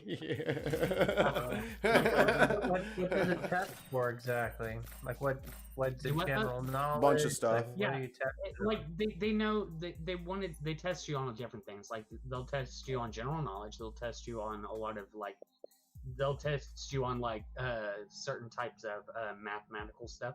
But then they also do things for like mechanics. They'll do things Yeah, there was a about- picture of a diesel engine I remember on our ASVAB.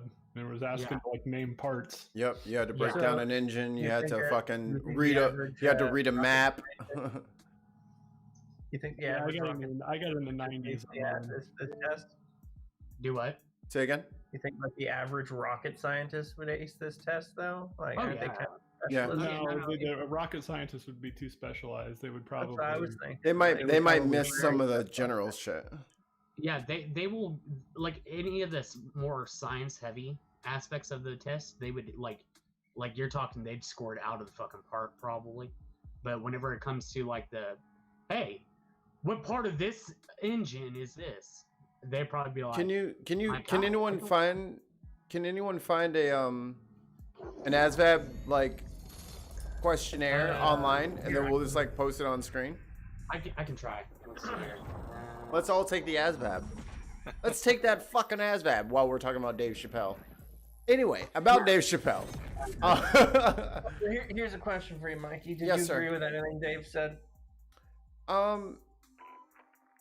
He didn't really give you like agree or disagree with things to say in Unforgiven though. He was more or less telling you something. You know what I mean? Do you think? So on the terms that yes, it was legal. Do you think the situation, generally speaking, not the situation for Dave, not that it's any different for him or that it's somehow uniquely unfair to him, do you think it's an unfair one in general? No. And I only say that because of the deal he had with the DVDs. And I think he really irrelevant to whether or not somebody can own your likeness in perpetuity. But you can't give up your likeness to get all of the DVD rights, though. Like, they gave him all of the DVD rights, which is crazy. He was the first person to ever do that, which is why he had enough money to fucking abscond off to fucking South Africa for fucking 10 years. Like, no one no one gets that deal where you get 80% of your fucking DVD sales. Who the fuck asks for that? I just don't know that should be a thing in general that should be for sale. I don't know that you should be able to sell your likeness in perpetuity. So are you arguing that your likeness is an inalienable right? Yeah, I think so. Here you go. I shared my screen. Oh, I Copy just that. posted a link to the ASVAB practice test. I think you could say I'm same fucking test, isn't it? All right, we'll do that in a couple minutes. Let's finish up on Chapelle, and then we'll all take the ASVAB. That'll be hilarious. I'll pull mine up on screen, and I'll take it. It's timed. Is it from the same website I just posted? Yeah, I think so. ASVABpracticetest.com. Yeah, ASVABpracticetestonline.com. Ooh, snap. online. Ooh. Ooh. Well, I'm gonna turn my camera off real quick because I'm gonna go grab my coffee and we're good to go. Coffee is code for penis. This is a plus 18 stream. I'm making all the fucking jokes. Yes, coffee is. This is onlyfans.com. Make sure you guys go to onlyfans.com/Mikey Famine. You know, YouTube would make a lot of money if they did a YouTube After Dark. Why would you say that out loud without fucking setting up a deal to be in charge of it first? Like, what is wrong with you? Look, Mikey. That's why I need my coffee. Is because otherwise I would have been like, if I would have been. Get your coffee. Get your coffee before you give out any more gems and nuggets. Speaking of gems and nuggets, if you want to see my gems and nuggets, go to onlyfans.com. Yeah. My gems and nugs. Wait, gems? Why is there more than one? Which is the nug and which is the? Never mind. Wigan berries, Jesus Christ. Jesus Christ. So we were talking about Dave Chappelle.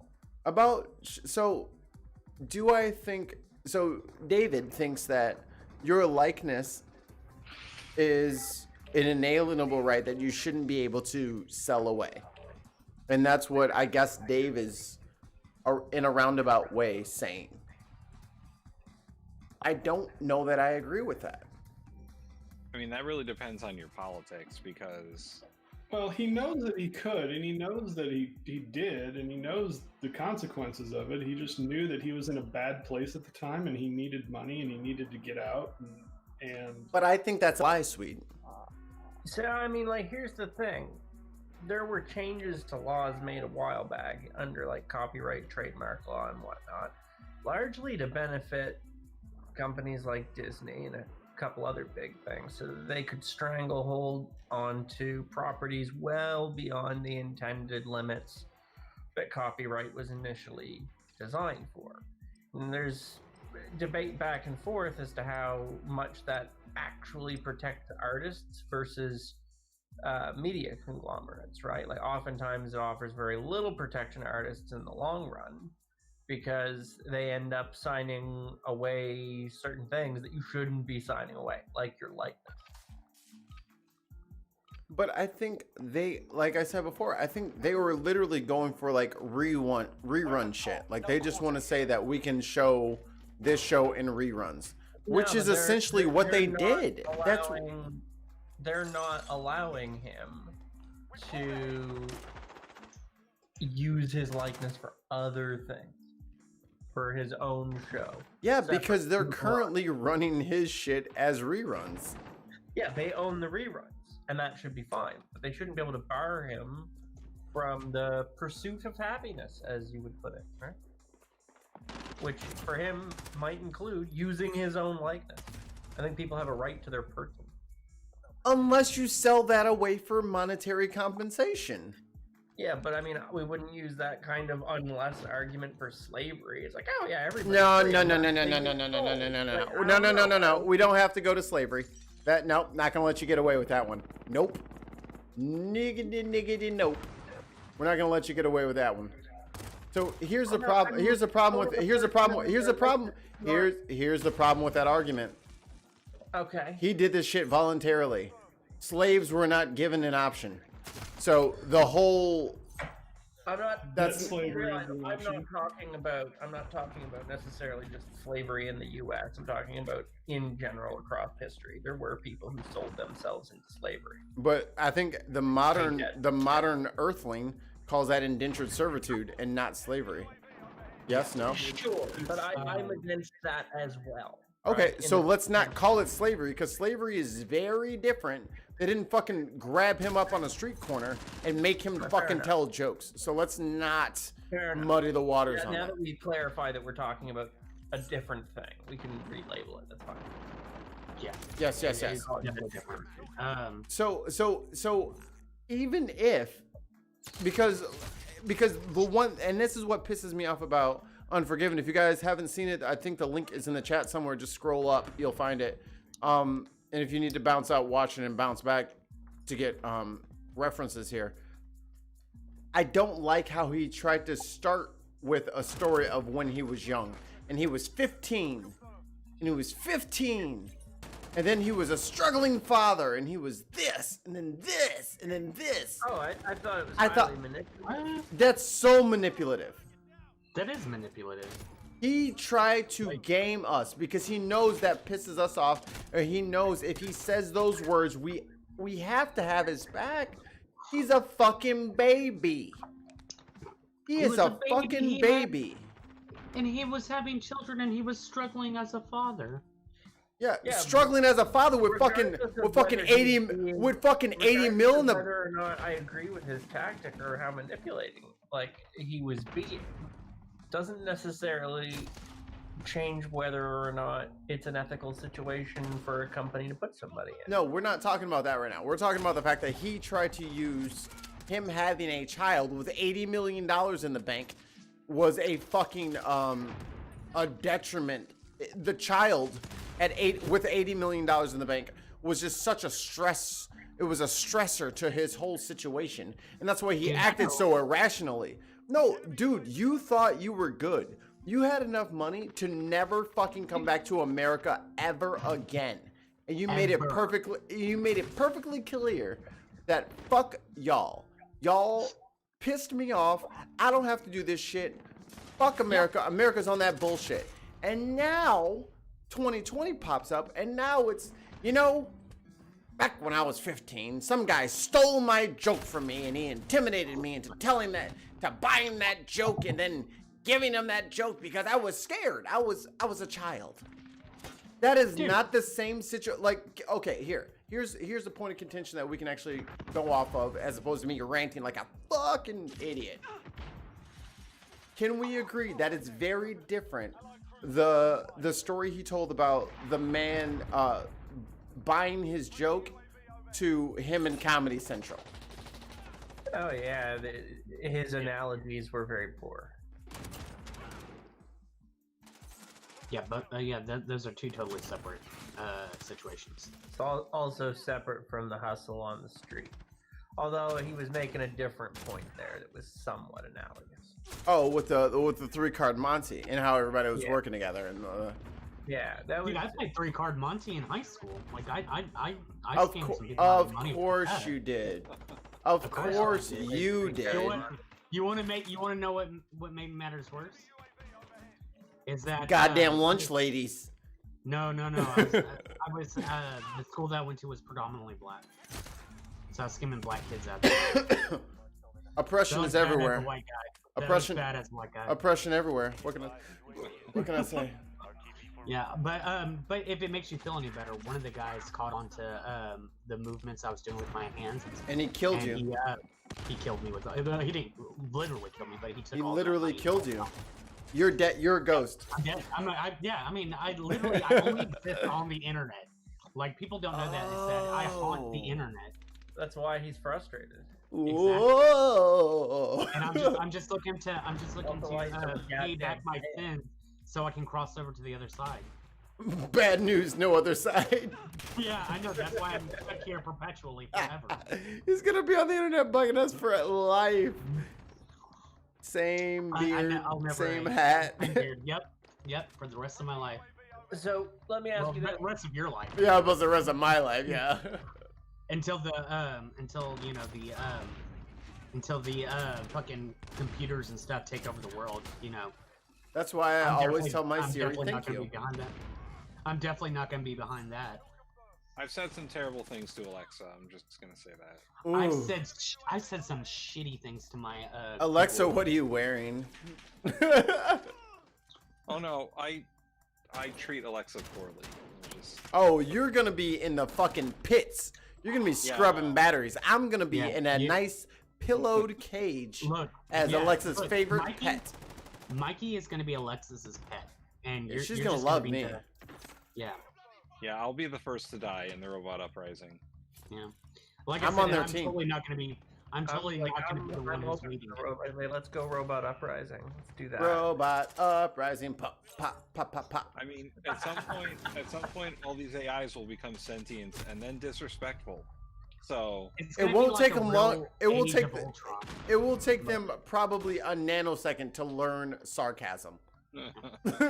And we're all fucked. Literally, what's gonna happen is the very minute that that they said, all right, once we flip this switch, all robotic life is gonna be sentient. It's gonna flip that switch. It's going to be able to get onto the internet, realize all the harm that humans have done, and said, humans were a mistake.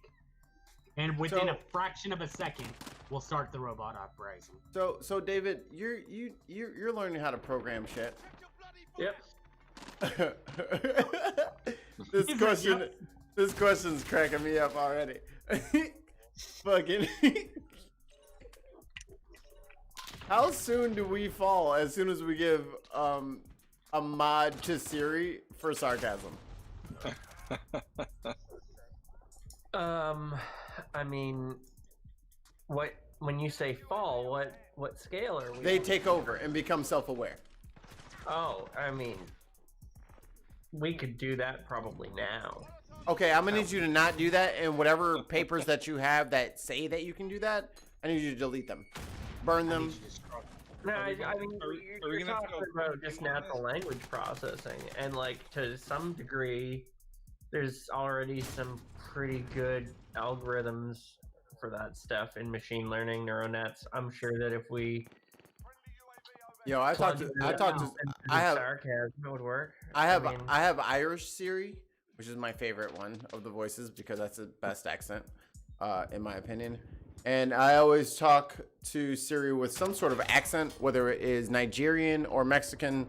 It's not this. I don't talk to Siri with this. I don't need Siri learning like what my actual emotions sound like. Like, Siri, oh my god, where's my car? Please, I need directions home. Like, no, I can't say that to Siri. I'd have a, where is my car? Can you take me to the home? I need to be home now. I need to be to home. And I just say that shit. But And that see, gets me good. but the thing is with Siri being in your pocket and all that, whenever you speak normally, Siri knows that you're actually speaking with an accent. But that's why I got the double agent shit going, so they don't know if that's the real me or if the other one is the real me. You know what I'm saying? So I'm fucking them up. They don't know. How they know? They won't know. I sit there. I love fucking with people who are really, really like, robots are gonna take over the world. They are. Russ, do you not think that the robots? Russ, do you think? I don't think that's the case. I just think we're gonna become robots. I think that That is so hubristic that you think that the robots would take your ass. They're not taking you. Robot. I think that the first AI. Iris will Sweet is a likely fucking be undercover one to agent. properly integrate the human brain. Sleeper cell Sweet. I think am part robot. I don't think that robots will be able to take over. At least in our lifetime, I think that we are way too far behind on I don't know. that. Moore's law, man.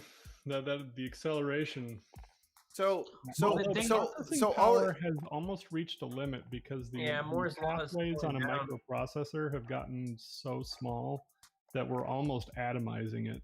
So here's the problem. Here's the problem, Russ. You can't really go below 3 microns, and we're already at like less, like 5, right? Yeah. So here's the thing. Like, once you start going under 3, then you get all sorts of weird stuff going on. Well, I mean, or you'd need a bigger machine in general. No, quantum computing is the next step, and yeah, and the problem with quantum computing is it requires a lot of power right now because of the cooling that's necessary to maintain the quantum lock, right? So, All right, when the lava bots have y'all in the fucking fields and me in a fucking cage, Now, you'll you wish can that you said thank you to Siri. That's all I gotta say. Why are you gonna be in So the field? when it I comes said to thank you to Siri. I tell Siri thank you every time, and she loves me. Do you think? All right, so Siri's not going to be like a benevolent dictator. Like, No, if Siri became Why would she not be? What the fuck is wrong with you? Did you not fucking hear what I just said? God damn it! I'm trying to get you in here. God damn it, Tim. The thing is Siri's job, if it became human or became like a robot, it would be more like a concierge. That's what Siri would be. That's Because how Siri you helps get you into the fucking big club, bro. You gotta Like a know the Jarvis. door person. we need a Jarvis. That's what we need. No, we don't. Because Vision was Well, the whack. Well, the thing is Vision was not exactly Jarvis. Yeah, It Yeah, was Vision- because Vision had the Mind Stone, and so because Vision had the Mind Stone, it made it to where he was Jarvis, but not Jarvis. No, he was And Jarvis. Completely. He was he was Jarvis different from plus Jarvis. Ultron plus the Mind Stone.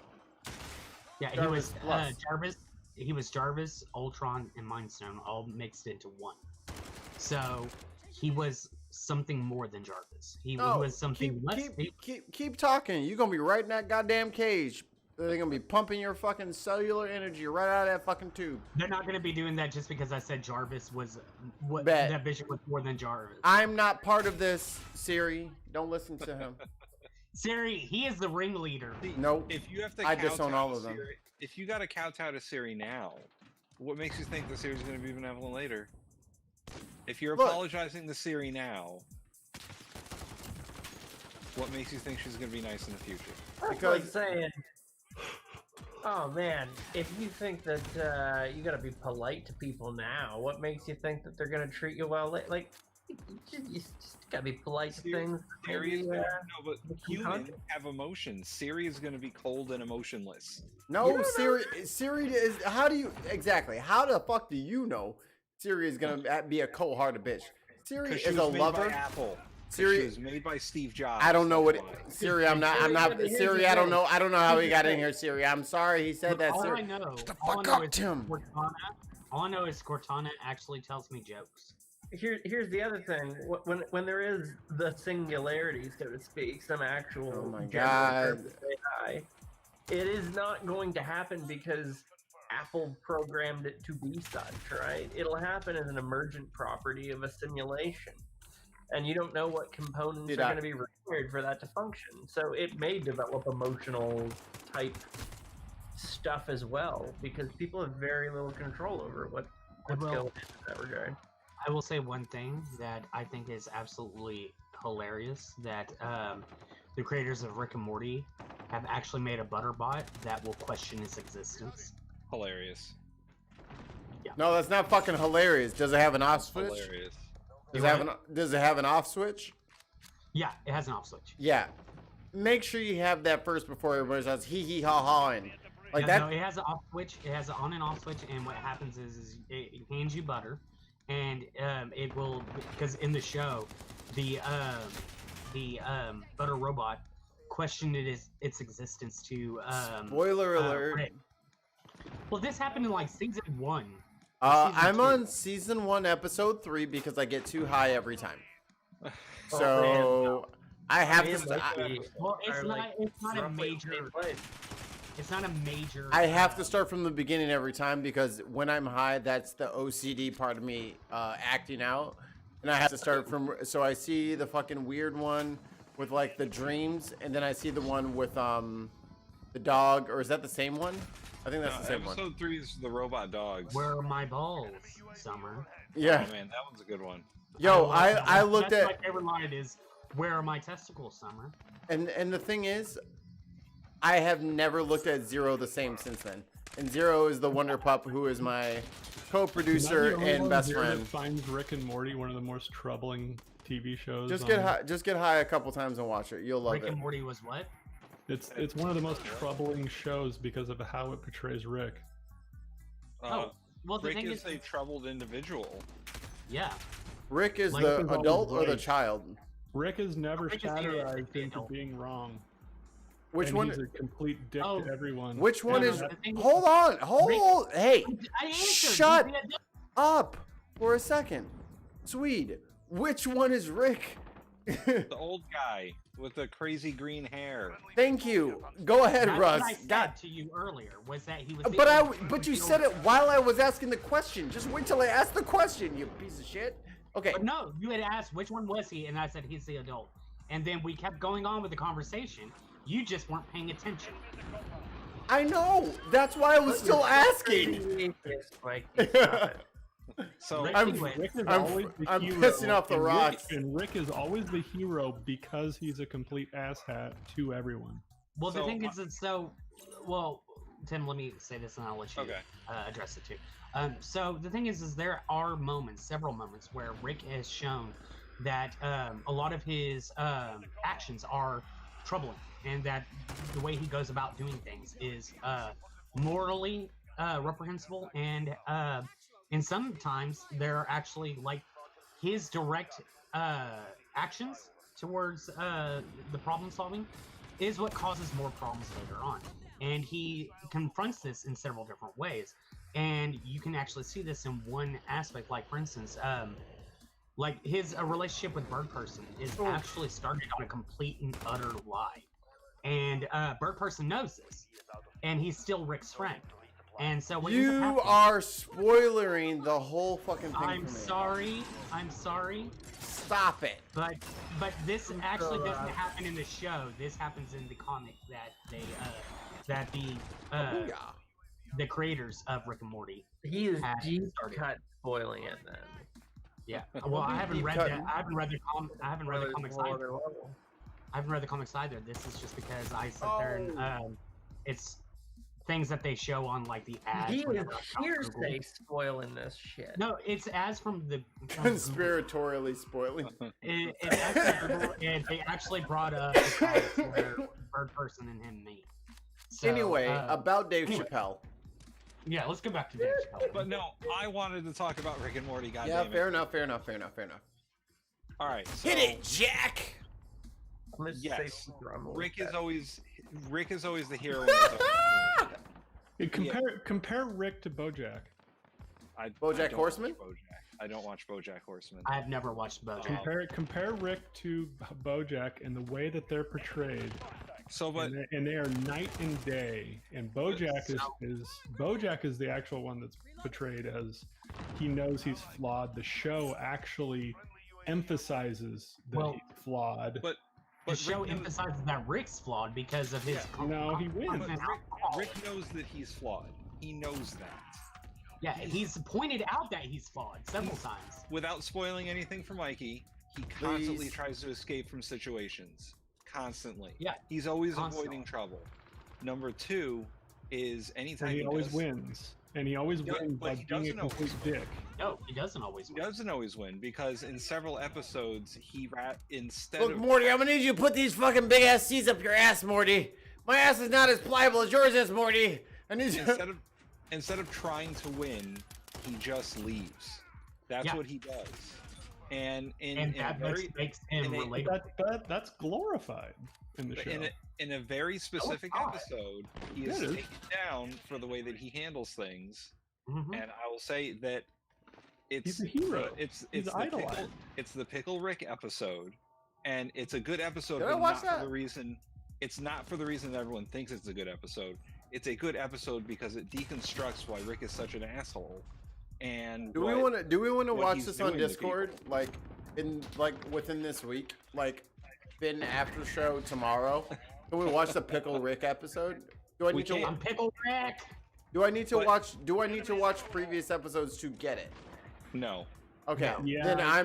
you Most know episodes- all about Rick to understand why Pickle Rick is Problematic, or why it's as impactful as it should be. So, who doesn't Mikey, love pickles? Mikey, take off your headphones for just a minute. Yeah. Okay. It's off. Okay. Because I'm about to say some stuff that's spoiling. So that's No. why- Why don't you just wait?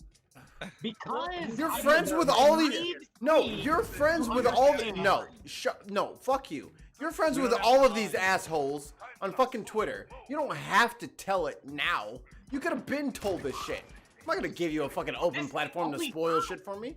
You this could have is been. the time You that this know is- all of these. No bullshit. You know all of these people. You could have already talked about this. This is the first time I'm meeting Tim. What? No, we met once before on We- the The on Thanksgiving the show. Yeah. On Thanksgiving Yeah. show or something. Y'all have talked.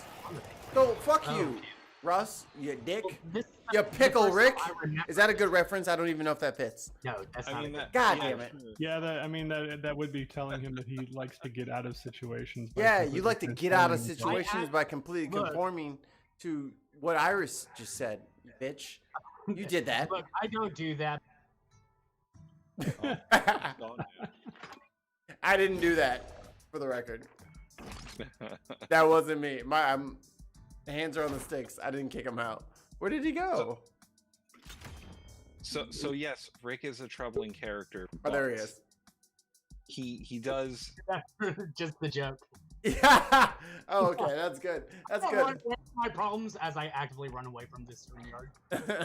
There are several episodes where he does get his, and he is top Oh, yeah. left.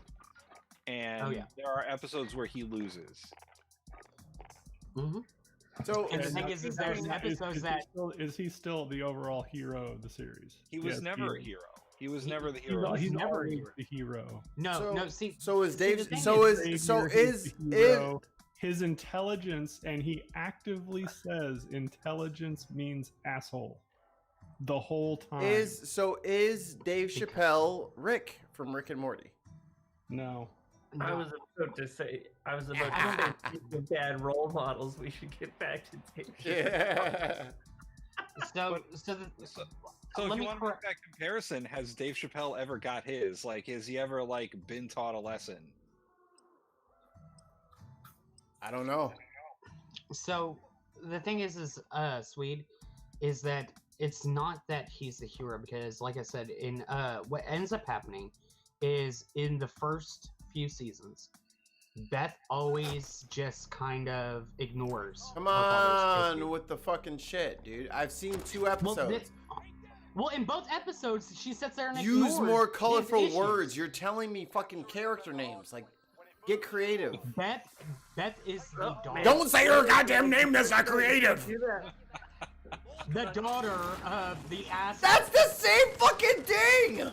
Well, I'm sorry, but you know, in both episodes that you've seen, she has completely ignored Rick's issues. Completely ignores them. And always You're not takes good them at back. nuance, are you? No, I'm not. So I'm just gonna go ahead and go with what I was trying to say. Whatever. And So Beth ignores Rick's issues, and it all stems from the fact that he was gone, like damn near her entire life. He was gone. Yes, we get the Sean Connery Harrison Ford moment. I get that. Yeah, and so she ignores these issues because of that. Because in her mind, she believes what? I got shot for no reason. Go ahead. Oh, I'm still. but in her mind, she feels like if she doesn't ignore it, then her father will disappear again. And so she is trying to rationalize everything Rick does. And it's the Pickle Rick episode where this all changes. Where it's no longer, you can do whatever you like, Dad. There are consequences for your actions. Like what?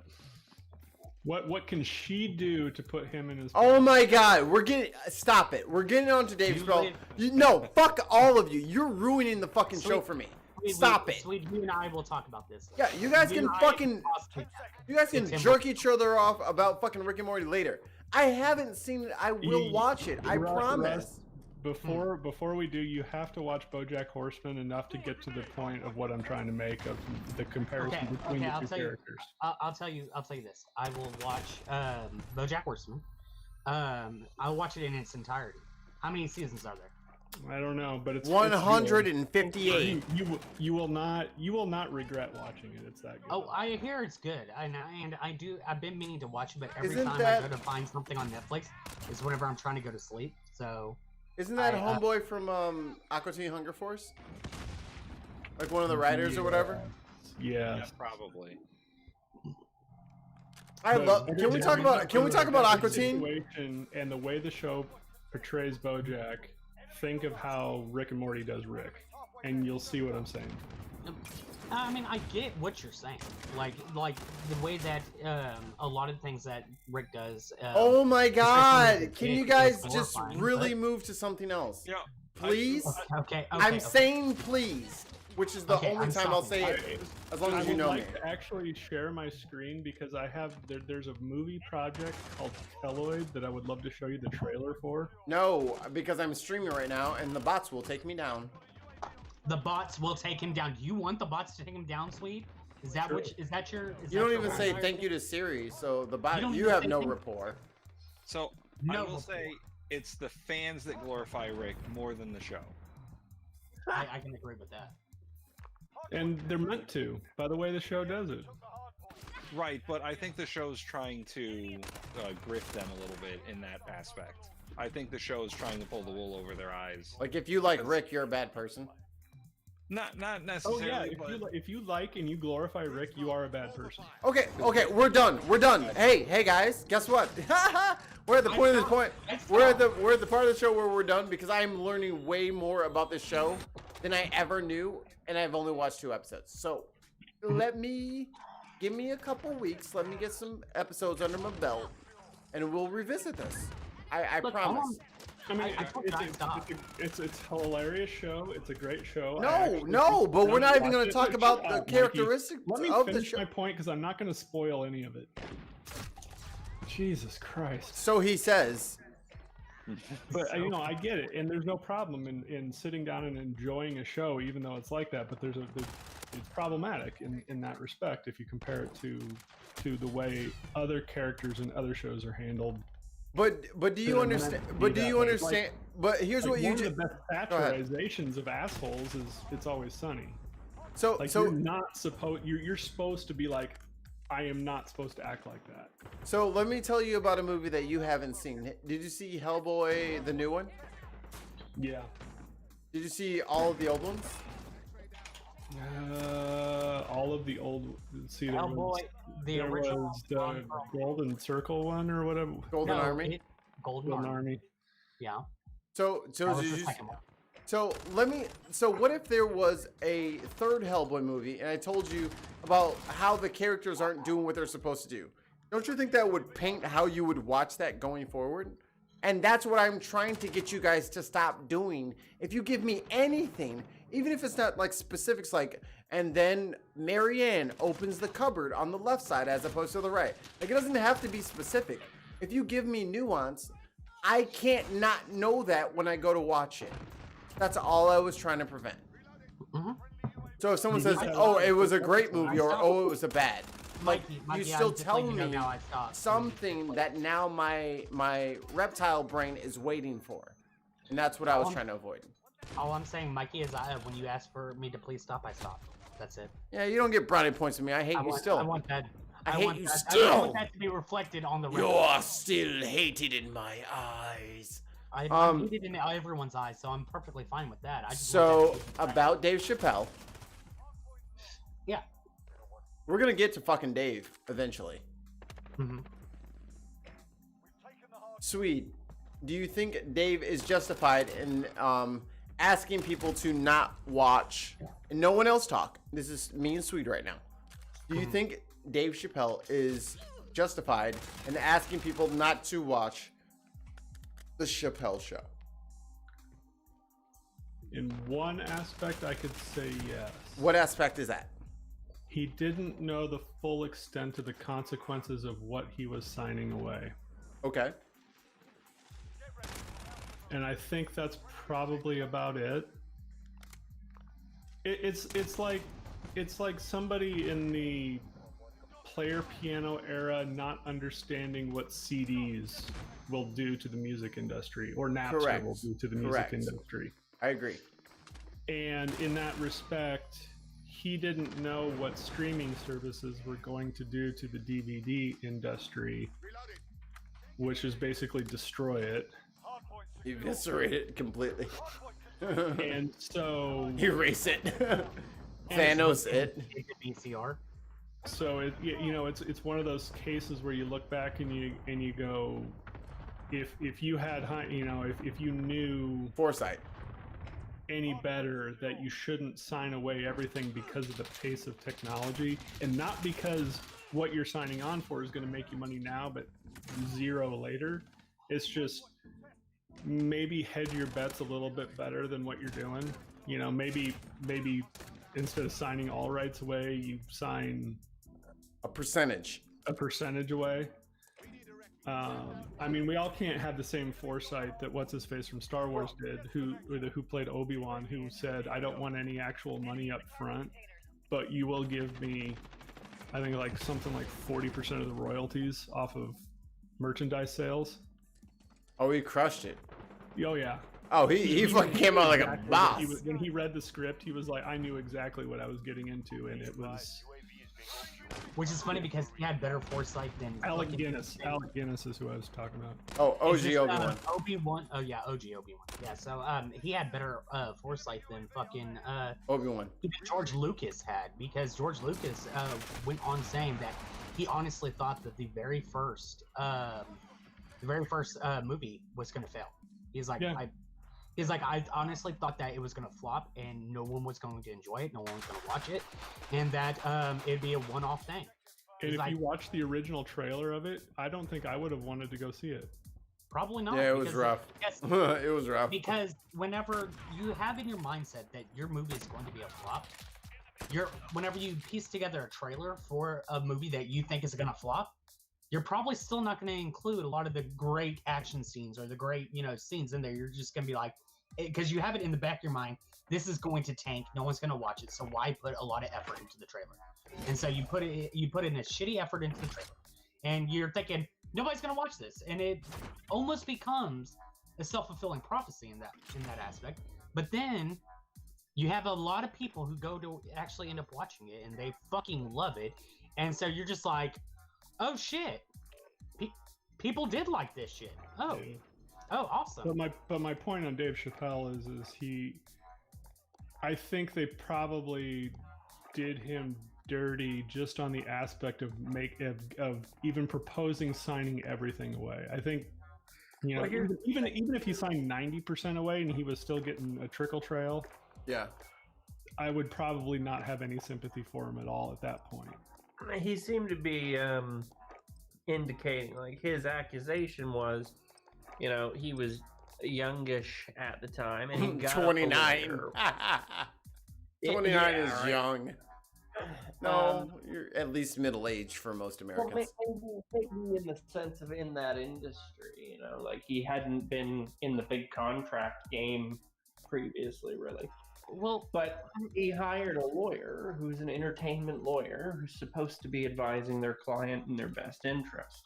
But he seemed to be indicating, well, they were just buddies with the studio execs to begin with, and was giving territorial. him advice to benefit the executives. I mean, it kind of seems like they did him dirty, kind of like the company did Taylor Swifter, because she Swifter? like, yeah, T Swizzle. You mean Taylor Swift? Who is Yeah, Taylor Taylor Swifter? Taylor Swift, not Tay that's what I Swifter. No, I said Taylor Swift, and then you said something, and then I said. Am I T crazy? Swizzle. Did y'all hear that or no? I heard what Russ said. All right, I fair think enough. you're Yeah, crazy. Taylor Swift. I am crazy. so- I just didn't know that this confirmed it. All right, fair enough. So Taylor Swift, whenever she signed on to the record label, like she apparently signed away everything, and so she can't even. She also now- didn't write anything, but anyway. Well, like a lot of her first songs, like she did write, like "Teardrops on My Guitar" was one that she wrote. There was a couple. Oh, that others classic. she wrote. That but there was blockbuster smash. But there was a lot of those that she wrote that because she signed on with the record label, she can no longer perform or do anything with because now that she left the record label, they sat there and said, "No, we own that music." Yeah, because she signed a contract saying, "I will give you all this money if you give us these songs that we make that we fucking pay for the professional production of." David, you're David, you're a producer. How good is a fucking smash hit without a fucking production team behind you? She's written 148 of her songs. Right. Out so of? there's still limits to what a production house should be able to claim as their own with somebody else's creative input. Like I still think that if someone convinces an up-and-coming comedian that they think is going to be successful to sign their likeness and use of their likeness away to a comedy channel in perpetuity, that they're probably not doing so with the best of intent. That's not a good deal. I don't think that should be allowed. That seems like a shit thing to even have it be enforceable. Yeah. Oh, that's a weirdly. So that's It's the perpetuity part that makes it the worst. Mm-hmm. If he would still have signed owns- it for but- say 5 years or 10 years. I'm not saying he needs to be paid for those episodes or that the other places. So- like those episodes that were produced, they have rights to. That was agreed to. My main beef is I don't think they can hold the likeness and image in perpetuity. And if that's what they're doing, that's enough for him to call for a boycott in that regard, as I think anybody should. So Things like, if Wizards but of the Coast. hold, let me get a question in here. Hold on. Because you guys are all saying the same thing, and I'm glad y'all all agree, but I want to throw some controversy in here. Go ahead. What if the show sucked? Then the show sucked. Doesn't make a difference. So Doesn't make then, a difference. okay, so if the show sucks and no one watches it, do you think Dave Chappelle still comes up and says the same thing if Chappelle's show was a complete flop and no one ever watched it? Do you think he still says that? Do I think he still says that? No, but if he said that, I don't think that's relevant to the question of what we're Because asking. even if it was a flop, if he decided he wanted a second stab at it, and he's like, "Now we own your name." Okay, I so here's the thing. If I put $30 million into your fucking sitcom, your sketch comedy show, and it doesn't get any fucking viewership at all, and I eat this massive loss, and now you're coming to me saying, "Well, I want to redo the show and I want the rights to it back." As me, after I just financed your whole fucking flop fucking endeavor, can you make me whole before I allow you to make the rebrand and make money off of that? Is that fair? Is that everyone? Hold on. Everyone's talking over each other. Let's go around the horn. Tim, Iris, Russ, David. Okay, so I have a question to answer your question then. Okay. In this scenario where the Chapelle show is a complete flop and Comedy Central's out a crazy amount of money, right? Does Dave Chapelle still have the same career trajectory then?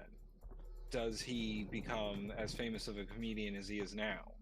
I don't think that's. I think that's inconsequential. Just because, well, what we're talking about is the fact that someone else other than the comedian owns the right to it. So whether it was so we're talking about Dave Chapelle because he's Dave Chapelle. We're talking about how because Dave is Dave.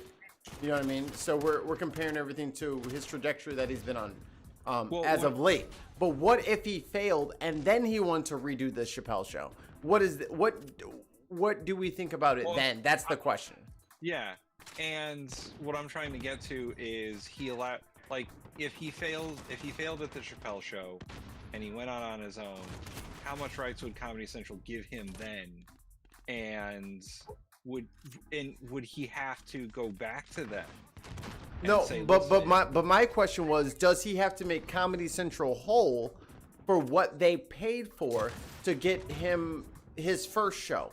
Like, is he now responsible for that, or did the company assume that risk? As a studio, they assume the risk. That's always what studios do.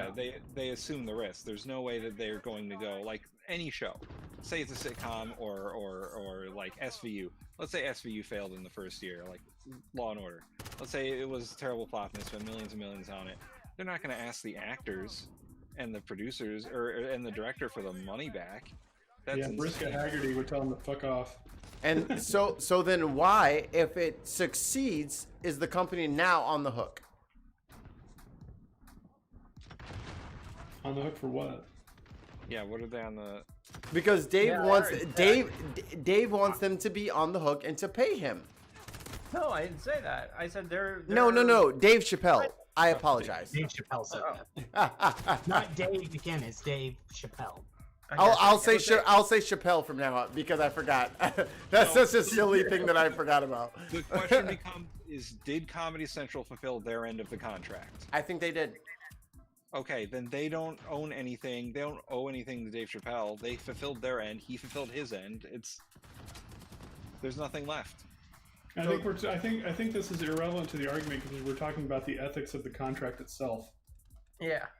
No, but I'm saying if one party made good on their end of the contract, and one person left in the middle of year two, are unethical. That doesn't matter if the terms of the contract are unethical, which is what we're discussing. Dave needs to renegotiate the contract. That's what he needs to do, is take the perpetuity out. He needs to go to Comedy Central and say, how much will it take for me to get my likeness back? Which is why I said buyout fucking an hour ago, and I was told that I was a fucking criminal. So that's why that's why I'm like, yo, he needs to buy them out. If he wants, it's like your masters. If you're any kind of recording artist, you don't own your masters. Your fucking record label owns your masters. So a creation like a drawing or a piece of music or whatever is different than one personal likeness, which is something that you can't separate from, right? So let's say... Me and the Iron Man dude are one. So let's say... Shut up. you sign a contract, Mike. You get a show on TV. Sign a contract. Ooh, I'm famous. You're famous. And you get in there, you've signed the contract, your likeness is now owned by this company, right? Yup. And they pay for everything. They produce the show, they set everything up, and they do an absolutely garbage job. And they do a bunch of shit that makes you look terrible because your name's attached. And then they turn around and say, oh, well, that's the only thing people are going to see from you because we own your likeness. So, like, that's how you're going to be remembered. You have some say in the matter. I don't think that would be right either. But I don't think that's the case. Buy someone's. But that's not the case. If they made me look shitty, I would just tell them, look, that's just who I am as a person. Not about your will. face. We already know about your face. No, but do you see this is the problem with owning identities at all, right? Like selling someone's personal, like selling a likeness, like a cartoon character, things like that. That's one thing. Selling a person's likeness, I don't think we should be doing that. Seems like a bad idea. Oh, hey, Ancher. I didn't even realize you were here. This is a big conversation in college athletics. Yeah. Yeah. This is the same shit in college athletics. They buy all these fucking kids' likeness and then fucking don't pay them for using them in games and shit, right? We all know in 2009 when I bought a Nebraska number 22 jersey exactly whose likeness I was buying from. It may not have had the actual name on the back of the jersey, but we all knew it was a Rex Burkhead jersey. He got nothing. You knew it was a Rex Burger jersey. I knew that. But Rex Burkhead got nothing out of that. Yeah, see, I even mispronounced Got him to as play a burger. football at a college. I mean, that's what the NCAA says. You got to play football at a college. That's the ethics. That's the ethics of what we're talking about on the other side too. Is just that right? Like when you're talking, the difference is college players never have a choice. I don't ever see it if they want to try to get to the NFL, there's one route that they can go. That's it. Like, when have you ever heard a story about someone selling their likeness who was really happy about the outcome? Like, you know what I mean? Like that. Tiger Woods. What? Tiger Woods to Nike. Do they have his likeness in perpetuity for everything? They did until they canceled him. So that's what they. Who's got canceled? He has to get canceled. They canceled his contract. Yeah, he has to do something so shitty that Comedy Central will be like, "Nah, we're done with that." Yeah, but they already will, because like he's already not in an active contract with them anymore, right? Like Well, that's an active contract if he's withheld from. Well, yeah, I mean it's active in perpetuity. But okay, Michael Jordan and Nike, that was a pretty damn good. That's been pretty good. All I know is if somebody wants my likeness right now, like I said, I'm Jumpman 23. That's a pretty good. That's exactly his. Yeah, likeness. but they're still allowed to use their name for other shit, are they not? I think Michael is tied to Jumpman 23. Dave Chapelle can use his name and other shit. I don't think Chappelle's likeness is tied to this contract. I think it's just those specific shows that he did during that time. He could sit there and do a different show, and he can have his do it. Yeah, and it doesn't say it's not like it has to say David something or other presents. It says which was my whole point is that he didn't know that what he was doing at the time, the exact measure of what he was getting. He didn't know the future. I don't think it's ethical to sign away 100% of anything. No, I don't think it is either. It seems like it's it seems like a predatory contract is the whole point. I'm getting it. It's the ethics of saying, because he didn't know DVD sales would go to zero. Yeah, I have less problem with that, right? Because you can't be protected from all bad decisions, but being in a situation where you're signing 100% of something away. I mean, even saying that no, you can only sign up to 99%. Yeah. And never do it in perpetuity. For 15 years. You can get around the perpetuity by saying 99 years, but whatever. They should do it the way that Marvel structured all of its properties. 15-year limits on a lot of this stuff, or something around that length, right? There used to be a different length, and it was a lot of lobbying that got that slowly stretched out over time. Oh yeah, you can bank mouse ears for all that shit. Exactly. I think that actually original Disney, did a lot of good for a lot of things in certain capacities if you wanted to. There's a great show about it on the Odinson. There's a great show about that on the Odinson Media channel. Feel free to go check that out with Dr. Misha guest starring. I think though that what he did with the copyright stuff was fucked up. What happened with the copyright stuff is after he died. Oh, that happened after he died? Oh. Yeah, like they wanted to his estate, I think, properties, but the likenesses of characters that they created from other properties that were public domain. Yeah. That founded the company. Well, basically making a situation where all of the properties they create would never become public domain. Every 10 years, they lobby for another 10 years onto the until the post-death timeline. Yeah. Of a public domain. So it's like it's literally 2 years before it comes up, they start lobbying, and then 70 years post-death becomes 80 years, and then 80 years becomes 90. And wait for my new movie that's coming out. It's called Eludin. All you have to do is change roughly 20% and you're fine. Or have it be a parody. I can show you my ass. Hold on. We have some questions from the chat. Cortez. Ain't even playing my Modern Warfare because my daughter bit the disc. That's fucked up. And PS4 won't let me play Warzone because it's coupled with it. LOL. That sucks. Aunt Jer, hey baby. Isn't owning a person slavery? How can Haynes use Michael Jordan's likeness then? Yeah. So Andrew, I think you weren't here for this part. I bristle at people comparing likenesses to slavery because slavery is very different. It's barbaric, it's violent, and it's death dealing, and it's permanent, as opposed to something that you can litigate in the courts and something that is mostly monetarily based. So I bristle at the slavery comparison because let's not go there yet.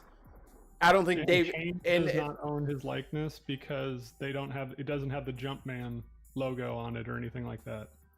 Yeah, he just shows up in commercials. He just shows up in commercials. Yeah. So Russ, I forgot what the fucking original question was. I should probably type those out in the chat. I'll do that next time. But Sweet, do you remember what I asked you? Or was it Tim? I think it was Tim, right? That I asked you? I remember the question. Asked and answered. It was something about Dave Chapelle and I just said I know the answer. All right. You know the question. Then intro yourself and then answer yourself. Well, so the question that was asked was in a completely different scenario where the Dave Chapelle show flopped. Yes. Was that if does Dave Chapelle owe Comedy Central money? Yes. Yeah. So I tend to agree with the whole entire idea about how whenever it comes to the studio and that they assume the risk. However, I do agree with you whenever you said that he should renegotiate the contract and buy out of the in perpetuity clause, so that way he can revamp it if he likes. I don't think that he I think that is the extent of what he should have to pay. I don't think that he just that if he goes up to the studio and says, hey, I want to revamp the Dave Chapelle show and I don't want y'all to be attached to it, I'm just going to do it on my own, and they can sit there and say, oh, well, yeah, you should definitely pay us money for that.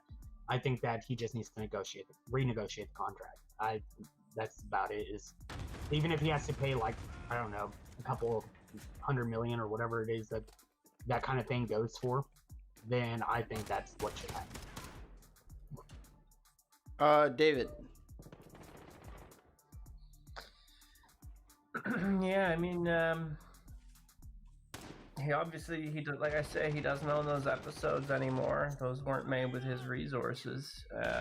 He got paid the way he agreed to in that regard, but I still think parts of the contract should be null and void on their face. Not just for Dave, but for anybody in that situation. And before we continue on with this, I'm looking at the live stream now. Do you have the things situated? because I was about to turn off my camera so I can get some more coffee real quick. No, you're fine. It's Okay. fine. I've waited long enough. I'm about to get kicked out of this match if I don't hop back in, so it's all good. I'm The thing. morally mad. Go ahead. I was just saying I morally meant. Oh, never mind. You the camera switched. I have multiple scenes, big bro. Yeah, sorry. My bad. I'm trying to learn y'all about how to set this up so y'all can be already swaggy like me. Here's my big gripe with all of you, and I think there's something that you guys are not factoring in.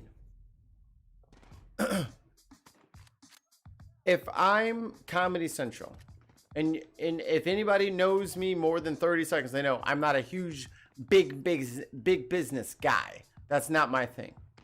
But if Dave comes to me, Dave McGinnis comes to me, and he says, I have an idea for a show, and that show's gonna take 30 grand, and I just won the lottery, and he says, Mikey, I need that 30 grand, man. I need that 30 grand to get the show off the ground. I need it. If you give me that 30 grand, you keep all the fucking rights to everything. Everything's fucking gravy. But all of the fucking, what's it called? What is it on YouTube? The fucking, not AdSense, but the fucking, the super chats. But I keep all the super chats. I say, all right, man. Dave's first show, he gets 15 grand in super chats. Dave's second show, he gets 30 grand in super chats. But I still own the show. It's bullshit to me if Dave, after the fact, says, you know what, all of those episodes, I want to re-release them in a DVD set and take all the fucking profits from it. That's not fucking fair, dude. That's not good. It has nothing to do with anything else, with creativity or anything. It's not. It's he wants to do that. It is. It is though. It really is, because what he's saying is, I want the rights to all of the DVD sales, which were the big popping thing at the time, and now he says, now I want a cut of the streaming sales. Even though I said I don't want any of the fucking rerun money, I just want the DVDs. But his main gripe was that he wanted his name back. No, that was not his main gripe. His main gripe was, and his main fucking point of contention was that he never got paid for the Chapelle show. Which is true, he got paid from the Chapelle show DVD. And he never cleared that up, and he never made it obvious. That was Dave misleading people. Misleading for sure in that regard. He was tricking people into thinking that, oh, he hasn't even been paid for the Chapelle show. Not the show, the DVDs of the show, which is the #1 selling DVD on Earth. Planet Earth, that all you fucking Earthlings are breathing oxygen on right now. Wait until Bible Well, then- DVD comes out. To steal a line from Vince McMahon, Dave screwed Dave. Yes! He fucked his own fucking perfect deal up. And now he's... Khaled said in the famous meme, congratulations, you played yourself. You played yourself. You played yourself. He played himself. And now he's mad and he's trying to play revisionist history, Monday morning quarterback. And it's not fucking, like, I don't even fucking love Comedy Central or HBO Max. But bro, this is unfair. That's, and the fact that he's trying to play, he has tried every little piece of heartstring manipulation that he can muster. Bringing up stories from when he was 15, bringing up this, bringing up that, just to make us feel a certain type of way, when he's literally saying, I know I gave up my rights to something, but I want the money anyway because I'm Dave. And HBO Max, they said they didn't need me. You know what I mean? Like that whole thing where he has this petty nature to him, where he feels like he was slighted, and fuck those people for slighting him. The way you just put it out there like that, it almost kind of sounds like the guys who try to play revisionist history when it comes to the Civil War, just because they're like, I had family that died. My fucking, that's my legacy of my family. How dare you besmirch the Confederates? it has that same sort of feel. It's like It's like my family died in the Civil War, you know, because of they were fighting for their rights and yada yada yada. States' blah, blah, blah. How rights. dare you? States' rights, of course. How dare you? And it's like, but dude, he gave those rights. He gave those rights away. He took a fucking huge gamble, and that's and the only reason and I was related to, you'd probably kick me off your channel. Well, the only reason that I respect Dave as much as I respect Dave is, yes, the comedy chops, but his business sense. Because to know that DVDs were the next wave is like he was reading tea leaves or some shit. Like he had a fucking a shaman. He had somebody tell. No one knew. No one knew that DVDs were going to be the next thing that everyone kept, because that was, and that's what brought on the fucking, that's what brought on the streaming era, was probably Friends on DVD, The Office on DVD, Dave on DVD. Like that binging shows didn't even become a thing until like box sets of seasons of sitcoms became a thing, and he is part of that. So he has literally played himself. Yeah. But I want to address something that Sweet said. Sweet, we don't give a shit who your family was. It just depends on how you are as a person. Like I probably have some, I had some racist family members in my past, and people still, you know, tolerate me. I'm not gonna say they like me. I'm a descendant of Jefferson Davis. Okay. You can't win them all. And the Swedes will rise again. No, my great-grandfather, whenever segregation became a thing, actually said about my grandfather. My grandfather was going to be graduating with the first black people who were in the white schools now. Desegregated schools, yeah. Yeah, and so he was going to have to walk right next to a black girl. And my great-grandfather went up to the school and said, if my son doesn't want to walk next to no N-word, he doesn't have to. And because my great-grandfather went over there to raise hell about the school, my grandfather didn't walk next to that black girl, and she ended up having to walk alone up to the stage. And to his dying day, his dying moments, well, not his dying moments, but he, whenever I was living with him, he said to that day, that was still one of his biggest regrets in life, was the fact that he made her walk alone. Little bit from the chat. Thank you, Angier. Okay, sorry. Yeah, you're right. That's totally different. I think that was about the slavery comment. What if he spells his new show Dab Chapelle? Pronounced the same way. Pronounced the same way. My grandpa, and she also says, my grandpa was a pedophile. That says nothing about my character. Exactly. 1000%. 1000%. I was agree. Just making a joke about, these are my relatives who died. I'm like, yeah. Yeah. If you think I have any, my relative is the only reason I hope that there might be a hell. Here's the thing about all that, though, Mikey. I agree 100% with all the points you made, but ultimately, if you strip away like the relevant bits, like whether or not you like the person involved, what the circumstances are, and all that, if you're looking at just the underlying claim, whether he's dealt with this well or he's guilt tripping people or any, I still think that the underlying contract is probably not a very moral, ethical contract. Well then, right? then your problem and your issue is with the American judiciary. And yeah. But he was okay. So if your problem is with the American, if your problem is with the American judiciary, Dave Chapelle is nowhere near the fucking front of that list. On contract law. He's still not on the front. Well, you guys have all named, while I was in the bathroom, you guys have all named 48,000 people who are more deserved of a case than fucking Dave fucking Chapelle, who actually own the rights to the fucking DVDs for the fucking show. Like, you guys are advocating for somebody who is literally slicing the cake, both sides towards the middle, and all for himself. Like, Dave is being a greedy fucking bitch. He's playing on black. Every single NCAA fucking athlete. Oh yeah. They have a real gripe. They have an actual gripe because they're actually not getting paid. Dave got paid, and then Dave actually got paid, and then actually tried to complain that he didn't get paid from the show when he actually got paid from the DVDs. Like, this is problematic. Like, this is bad. Like, wrong, bad.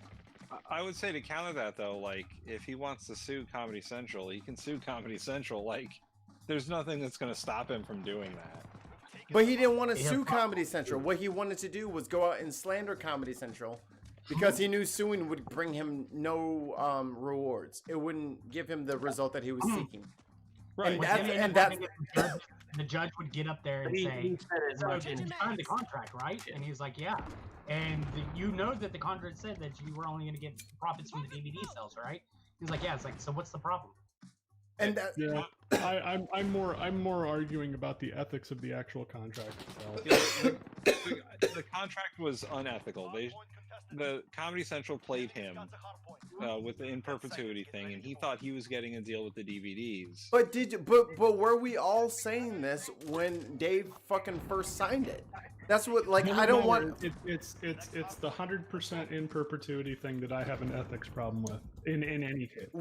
But none of us knew Netflix was going to be a thing. Doesn't matter. It does matter. And neither did Dave. It's irrelevant to you signing your 100% of your rights away for in perpetuity. I think that concept alone is unethical. So let's talk about let's shift off of Dave and let's talk about the actual like concepts of what we're talking about, like the actual like bare bones of this. So is there a price someone can pay someone for their rights in perpetuity? Yes or no? Go around the circle. Tim, Swede, Russ, David, go. Are we talking about just a television show or like your likeness in general? Both. Answer both. For a television show, yes. For your likeness, no. No and no. I think you should always attach a number of years to it. It should never be in perpetuity. All I'm gonna say is, if anybody wants my likeness, like, they can pay me. That's all I'm gonna say. Is like, if they said, "Hey, look, we really like your likeness. We want to pay you money for that." I'm like, "How much we're talking?" And they say, "Oh, just a measly sum of, Now hold on. Now hold on, Russ. What if you're going through hard times and you have a child on the way and $80 million in the bank? You might be able to renege on that later. Now you can say, "Hey, everybody, boycott all of the products that I made for this company." Mikey, $80 million? I mean, how am I supposed to feed my child with only $80 million? Yo, that's what I'm saying! Insurance on a Lamborghini is. You know how much my McMansion, the cost of my yearly things for my McMansion are? Like, I mean, how am I going to do this? All right, if you know where the reference of what I just said was from, you are really good. What was it? Say it again. Do you know how much insurance payments are on a Lamborghini? Is that Bo Jackson? No. It's from a movie. Oh, it's a movie. I don't know then. Anybody got it? Can you give me another hint? No more hints. No, don't give him fucking. God damn it. Then I don't. Hints. If I can't get any other hints, then I don't. Football. Keanu Reeves. Oh, the replacements? Yep. Yeah, while they were in there talking about while the football players were talking about striking, one of the guys looked into the TV camera and went, "Do you know how much my payments on insurance are for the Lamborghini?" And the guy was like, "Shut up, dude. That's not going to ingratiate you to our fan base. That's not helping. You're not helping." I'm so oppressed. I can barely afford the insurance on my Lambo. So Dave, your answer? No. Okay. I don't think that you should be able to sell something in perpetuity really either. There should always be an option for somebody to reassess something, because I mean, part of the idea of contract law is if you're agreeing to something, you have to be able to comprehend the consequences, which is why if you're impaired, you can't enter into a contract. But I don't think anybody has the ability to understand the consequences of perpetuity. Look, all I'm going to say is, if I'm going to to have something done in perpetuity, I want to be attached to that for the rest of my fucking life because I will milk every fucking cent off of that. That's a lot. So Dave, me and you, like, this is a very, like, actual real thing. Me and Dave are not in any sort of fucking feud or whatever, so before you fucking internet trolls start your fucking drama bullshit, just know that this is an example, right? So, Mr. David, me and you work together, I would say 50-50 on the song for the placeholder show. Yeah. That's why your name's on the front. So if the placeholder show goes crazy and starts making millions of dollars an episode, yeah, and then I say, I want half, do I have a claim? Not to half, but I think that I would be a pretty big fucking dick if I didn't show you some love for that. No, don't, that's your, but I'm talking like legally. Do I have a leg to stand on for the success of the show because I contributed to part of it? Nah. Not half. No. That's part of it. Well, that's what I'm saying. So if you make the content, but you didn't finance, so like, I sent you stems, yeah? Or I don't even think I sent you stems. I sent you a wave file. That doesn't mean I made the song that is the intro. I made part of it. I contributed, but I'm not the guy. No. I think Dave is a contributor because so many other people were involved, and now he's trying to claim that he's the victimized guy. Not once during his entire thing did he say, I have people to pay. Not once did he say that my cameramen have families to feed. My people have this, because they were all paid through Comedy Central. He's arguing over his bit, not the fact of the show. He's arguing for him. I don't now own your fucking name and likeness. You know what I No, mean? you own that song. That's your song. Right. But to your original question was, should something like a TV show be able to be sold in perpetuity, and should someone's likeness? And at the end of the day, if there's a big change in the situation, I think it's reasonable for people in an agreement to be able to rediscuss that agreement. But so what's the agreement he had with Comedy Central when he fucking walked out on his fucking contract? That is a problem. Well, there's consequences in a contract for failure to. Yeah, but one of those consequences isn't now we own your likeness. One of those consequences is because you fail to successfully fulfill your contract. You're out. Your ass out, bro. You left. You left the fucking show, and they didn't fucking sue him. And now he's saying, I want... That's just what I'm saying. They did not go after him for walking away from the show. They let him leave. And now he's saying, yo, y'all can't do the show without me. Bitch, we had to do the show without you because you fucking walked out on your... That is a breach of contract. So whether it is ethical or unethical or immoral or moral, it is always immoral to make a contract with someone and not fulfill it. Can we agree on that? No, like if there's an unethical contract or the contract isn't signed under good faith, then you should have the ability to break it. But also to Mikey's point is, Dave was only one part of that show. Like he wasn't like he was a writer and he was a talent, but like Comedy Central made that show. He didn't make that show. Comedy Central made that show. He didn't buy all the cameras and hire all the people to build the sets and all the extras and all the... He had a team behind him, which is why Chapelle Show popped off like it did. It was like a perfect amalgamation of creativity with corporate sponsorship. That's what Dave Chapelle is. That's what the Chapelle Show was. Do you think we're getting pop copy from someone on TikTok or fucking Vine? No. That takes big monies. Like Key and Peele. Key and Peele. We all love Key and Peele. Mm-hmm. To have that show be the level that it was, like I said, bitch. Like, that takes money to build that. Like, that's not a cheap sketch to, like, make. That's not. I got that too. What? Lightning in a bottle. I got that too. I fucking love that. That one where the guy takes everything literally and he literally has everything. Like, oh, yeah, I saw that. And it was like, he has actual lightning in a bottle. He's like, I got that too. He's like, you got what? He's like lightning in a bottle. Like even the AA Ron. Yeah, AA Ron. Fucking Timothy. Every time that could have been done. That could have been done as a Vine, but it was done on Comedy Central, which is why almost everybody in North America knows that joke. They know AA Ron. They know that that's funny because they've all seen it. Every time I see an Aaron pop up anywhere, oh, AA Ron. I always say AA Ron. Okay, AA Ron. Got it.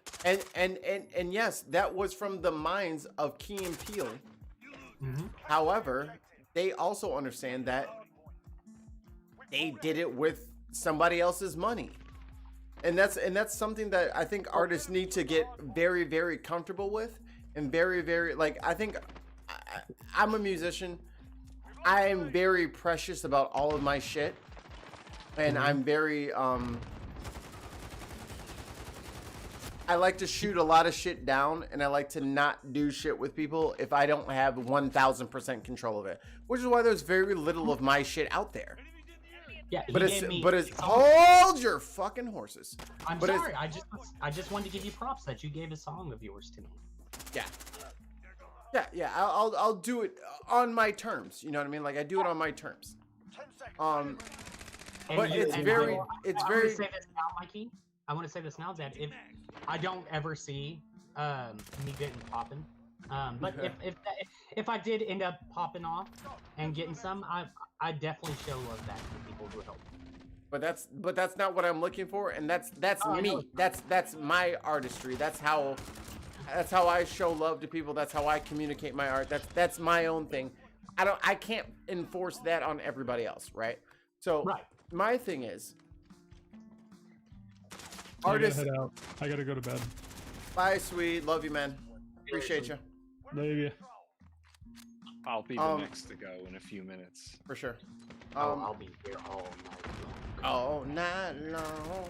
All night. I can't put that on other people, and it is problematic when people want to be precious with their shit that they gave to other people. Like, if you want to be precious about it, do it, but do not be precious and sell it. You have to pick one. Dave, can you reset what it was that you had said? Because before Tim jumped in with what he had to say, or it was Sweet or whoever. Probably me. I had something I was gonna say to that, but I now forgot what it was that you had said. That's how you shouldn't be able to sell your likeness. Generally. Oh, it was something else that you had said though. That it was because we were talking about how he didn't fall through with his fulfill the contract. Yeah, and then you had said something other than just that you shouldn't be able to sell your likeness. Oh, it shouldn't matter whether he fulfilled, like, just because he walked away from the contract doesn't mean that they still get to own his likeness. You know what I mean? Like, he doesn't get the money from the show though. Like, that seems pretty clear on its face. But that's what he's advocating for, no? But he chose he's that. advocating for more than one thing. And that's why I said I disagree with him on some of what he's advocating for. However, when it comes to the issue of his likeness, it would be hypocritical of me to take the side of the football players and not him. Even though it's a different scenario. And even though you could make the argument that, oh, well, he got paid in some manner for the other shit. He got paid more than the company did. Like, that's the thing. Like, he outfoxed them. it's at the end of the day, the question that I'm more concerned with, and the one that I think is a bigger problem than whether or not Dave gets paid for a show, is whether or not companies can do this with people's likenesses in general. No, they can do that with people's likenesses in general when people decide, or when people outsmart the company and they figure out a better way to make money than the company has, and they had that inspiring thing, and then, I don't know, fucking 20 years later, technology turns on them. That's, no one can foresee, like... That's not... Yeah, but what I'm saying is that is a separate issue. But the thing is like... Oh, sorry, go ahead. Go ahead. No, go ahead. I was gonna say though, but like, let's say that streaming services didn't ever take off. Let's just say that we all are still watching shows by DVDs and stuff like that. Do you think that he would still be arguing about his likeness if the DVD sales were still... Absolutely. Absolutely not, is what I was going to say, but I was interrupting, so I shut up. Yeah, because that's the thing, is like, if the DVDs were still selling, if the streaming services did not take a hit on DVD sales, and I believe that he would not have had an issue, and he would not be speaking out about wanting his likeness back. He would sit there and still make money off of that shit, and he would then end up just doing a different show. And even if he doesn't name it the Chapelle Show, he would sit there and might just name it Dave Chapelle, and it kept going on. The show that Chapelle built. Yeah, or something like that. He would sit there and say, you know, change it. He would have a different name. He'd remix that shit and make all the money off of it. Yeah, and because the DVDs aren't selling, because people are now going all through streaming services, now he has an issue because he's not getting that money, and he wants to now pretty much be like, oh well, I need money from this now. What the problem was is that someone else started making money off of something. He thought he had rung the last rung on that rag. He had ringed it out all the way to 100%. I got all the money from this. I'm a rich black. I'm not a regular black anymore. I'm a rich black. I'm this, and I'm waiting on my tax cut. And then someone started making money off of his IQ or his IP, and now he suddenly has a problem with people and fucking rights and this. So, like, Dave, I get what you're saying, and that's a good argument to have.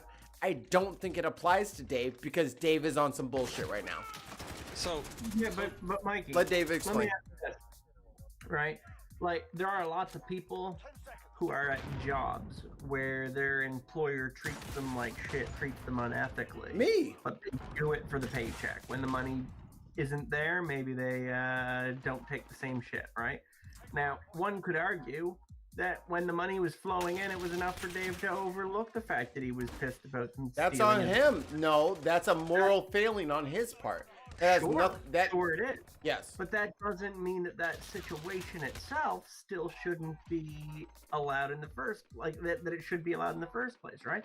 I still don't think that's an ethical thing for a company to be able to buy from someone. It should be unsaleable.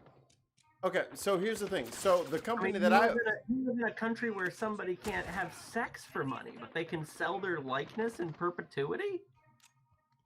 How fucked up is that? I think there's a larger, deeper conversation to have about why we can't have for-profit sex in this country, because motherfuckers are fucking rapists, liars, and fucking monsters. And if we fucking give them an easy out to, oh, I paid her for sex, so that's why I did it. That's a big thing, and we don't have a way of protecting minors. That's another thing.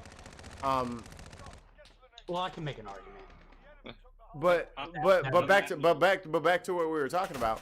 So, if I work for, so here, we'll get again a little bit personal, but I'm going to obviously obfuscate some names of certain, I don't know, YouTube channels. Mr. David, I was part of a show that had some had some success, and is now probably on the decline, right? Right. Does that channel owe me after I left the show? The way things were structured, no, not really. The way things were structured, no.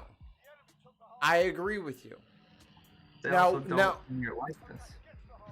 Oh, they used my likeness several times. You could ask that to be ceased. But so here's the thing though. Did I complain about my likeness being used, or did I make a new product? Yeah, you were free to make a new product though. So Dave. so is Dave. So is Dave. I just said that he could right now. He could literally. Likeness, not in the same way. Yes, because the can fuck he literally have- is. He could have a show that's just named Dave Chapelle, and it could be the exact same format. It could be the exact same everything. Exact as same. Chappelle Show. But And he guess what? is moaning and bitching, complaining like a rich person, not like a creator, and that's what pisses me off. I fucking hate it when people advocate like they're a creator when they don't make shit no more. Dave, you don't make shit no more. Not you, Dave Chappelle. Not you, Chappelle. You don't make shit no more. All you do is complain about shit that you used to make. Like, bro, get the fuck out of here. You're not even part of this. You're not even part of this fucking conversation. You don't know what it's like to fucking try to make a new show in fucking 2020. He doesn't do it. He just talks about shit that happened in 2015, 16, and 4. You're not in this. You have no skin in the game. Nothing bad happens to you if you're wrong. And that's problematic because the people that are listening to him have real life fucking consequences for when they lose these fights. We, David McGinnis, we have lost these fights and we have suffered consequences for them. He has not. I don't advocate for him complaining that he can't advocate for everybody. He don't represent everybody. He's not us. Yeah, I think though, like, I'm not fighting in any way for Dave Chappelle, right? Tess. What up, boy? I I see feel you. like, you know, I may disagree with what you say, but I'll defend to the death your right to say it. It's the same kind. It's a principle thing, right? And I But think Go ahead, I'm sorry. on principle, the extraneous facts about who Dave is and what Dave gets or doesn't get, or how famous or successful or unsuccessful is, like, all of that has nothing to do with the core of whether or not there's a thing that I would say is still been handled unethically. And I think that in any circumstance it would be unethical. So under no circumstances. So let's say I ask you to mix a track for me, and I use it for my podcast, and my podcast goes viral, and we make millions and millions of dollars. But I paid you $300 for the mixing fee, and now you want to come back and say, well, I deserve a cut of that show. I mixed that track for that show. That's pivotal. Everybody loves that theme song. I need a fucking piece of that. I deserve some of that. Do you think that's fair? Out the argument. It's a separate thing. That's delivery of a good. That's what Dave did for fucking Comedy Central. Yeah, and That's what he part signed that for. I'm not on his side for. No, that's But what he doesn't- signed. that That's doesn't what he change his signed. likeness. That's I don't what. think they should own that. But that's what he signed for, was to deliver a Right, good, and I don't and think his that good should was go. the likeness. So what happens, Dave, when the good is the likeness? Right, but there's certain things that you can't contractually bind, right? Like, let's say same situation occurred and you bought a piece of music and used it in a corporate way from someone underage that couldn't actually sell. So the contract wouldn't be valid, right? So they could then come back after you. I don't agree. I don't agree with this because that's not fair. If someone's underage, then that's something totally different. But I will answer. I will answer. I will answer to continue the conversation. But I don't think that's fair. Okay, just there's a reason I'm making this analogy. That would be an unenforceable contract, right? You Correct. could write it up, but it wouldn't be worth anything. If it were to be heard by a court, they'd be like, yeah, this is unenforceable. And here's the reason why. All right? And as far as contracts go, in general, if somebody were to present a contract and be like, look, they say they own my likeness in perpetuity, I think that it should be the finding of the court in such a situation that is an unenforceable contract. That aspect. You can have other aspects of the contract that are enforceable. This is just an unenforceable contract. Before this continues, I have to go to sleep. I have work in the morning. Thank you, Tim. Love you, brother. Mikey, Yes, watch sir. that Rick and Morty. It's a good show. I'm gonna start burning through some episodes. I got a fucking giant fucking key lime pie Hershey's bar that is an edible with 10 milligrams per square. Dear God. I'm about to love me some Rick and Morty for the next fucking season and a half until I go to the dispensary and re-up. Like, shit's gonna get real. real. Alright, I'll see you guys later. I mean, I'll be in the chat tomorrow for the Bin podcast. So. Thank you, sir. Love you. Alright, bye. He doesn't love me. He didn't say it back. I love you too. Ah, there it is. Fucking positive masculinity. It's all right for us to say we love each other. That's okay. Get used to that shit, guys. My face is huge on this camera right now. Oh God, let me get the fucking non-video people back into the thing. Yeah, I just didn't want. Yes. I just didn't want my fucking avatar blinkety blinking during the thing. That was weird to me. So it seemed a little self-serving that my picture was in the bottom right and then my face was in the top left. Yeah. Yeah, I have some. God damn it, Dave! Put a shirt on and turn your camera on. God damn it! I need some fucking. No. He said no. I put a shirt on specifically to be on here because nobody wants to see all that spaghetti meat.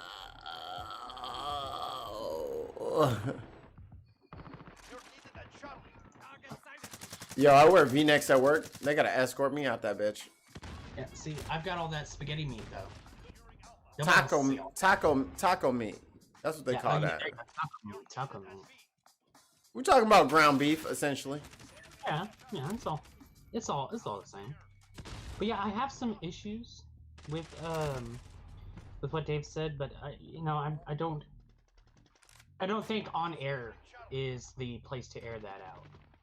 Well, say it in a way that's appropriate for on air. Like, I'm going to breed you and train you into being a podcaster yet. The thing is it's not that it's inappropriate.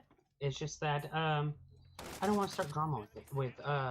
Well, that's why we don't say names, which is why I never said names of shows that we're not associated with. The thing is if I sit there and say it, even in a vague way, everyone knows what I'm talking about. That is where your creativity comes in, and you need to find a way of not causing drama, but also getting your point across.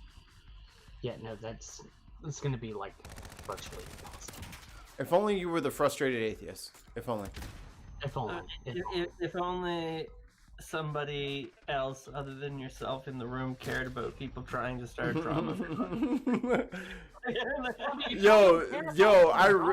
definitely fucking say it. I totally want to start like a fucking stream of streams. And I'm just going to clickbait the shit out of everybody because I'm going to say that a certain person talked to me and I have all the juicy details. And I swear to God, I will have like 400 people watching. Right? Sit there and name it something like spilling the tea on X person. On X person. And then everybody and their mama would show up because you're a bunch of little drama llamas. You fucking love that shit. Right. I mean, like I said, though, if y'all are okay with it, then I'll definitely talk about it. What point is it that you want to make? Well, there's so there is somebody else who is spouting off with in the YouTube sphere about in perpetuity of things, and I wanted to get your opinion on that particular individual and his claims about in perpetuity, and how he should definitely get paid because of in perpetuity, and at the same time, that's the $100. That's the hold on. That's the $100 Patreon goal. If you guys really want me to fucking spill my guts on Steve McGray, I need 13 people to give me $100 a month for a year, and then I'll fucking spill my guts. So see, that's exactly why I said that any vagueness that I try to convey will definitely be, everybody will know exactly. So, I mean, here's the thing, right? Ultimately, at the end of the day, you're not talking necessarily about someone's likeness in that situation either, right? No. You're talking about the shows that he helped create and host, that they had an agreement, that the things they created together, that the money that generated from ad revenue, etc., in perpetuity as co-creators of that channel would be given to his daughter. That is a legitimate agreement. There's no like, other than if they die at some point, I suppose. They're not really characters of some sort, so it's not necessarily something that would enter the public domain. They are parties, right? Yep. The thing is like, I mean, let's face it, both Steve and Kyle's their likenesses are very much a part of that show. Like they're like, that's what that show is like. Do you think that a lot of people would have tuned in if the two of them did not work so compatibly together whenever they were working together? That I forgot that you think people would definitely tuned in. I think that if so let's hold on. I'm gonna shift your gears here. I'm gonna put this on me. Let's talk about me and ProLib. We'll just do that. We'll just talk about me and ProLib, because it's literally the same dynamic, except for I never got paid for anything, and I never sought for anything because I don't. He might have made a little bit, but not enough for me to care about. But the principles are the same. So let's get problematic people who have a lot of enemies, which I'm not necessarily afraid of, but they're not ready for me, so I'll let them live today. So let's talk about me and Progressive Liberal and our audiences, and how all of the money that he made, he never gave me a fucking cent of. Oh shit. Oh, no one knew that? Oh, here you go. I did not know anything about this new fucking hot take. Yeah, he never paid me for any of the fucking shows that we had together, and I'm perfectly fine with that, because that's what I agreed to. And I'm not gonna fucking play Monday morning quarterback and say that, oh, well, that show had 1,000 views and I was part of it and I should get. No, I don't fucking care.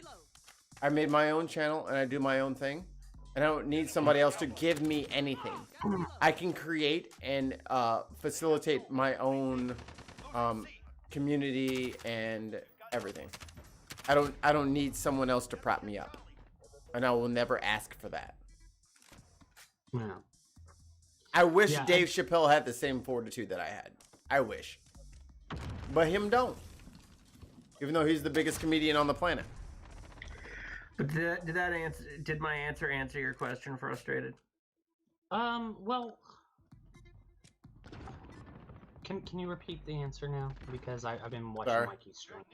So they had an agreement about what was to be done with the ad revenue from the property they created together.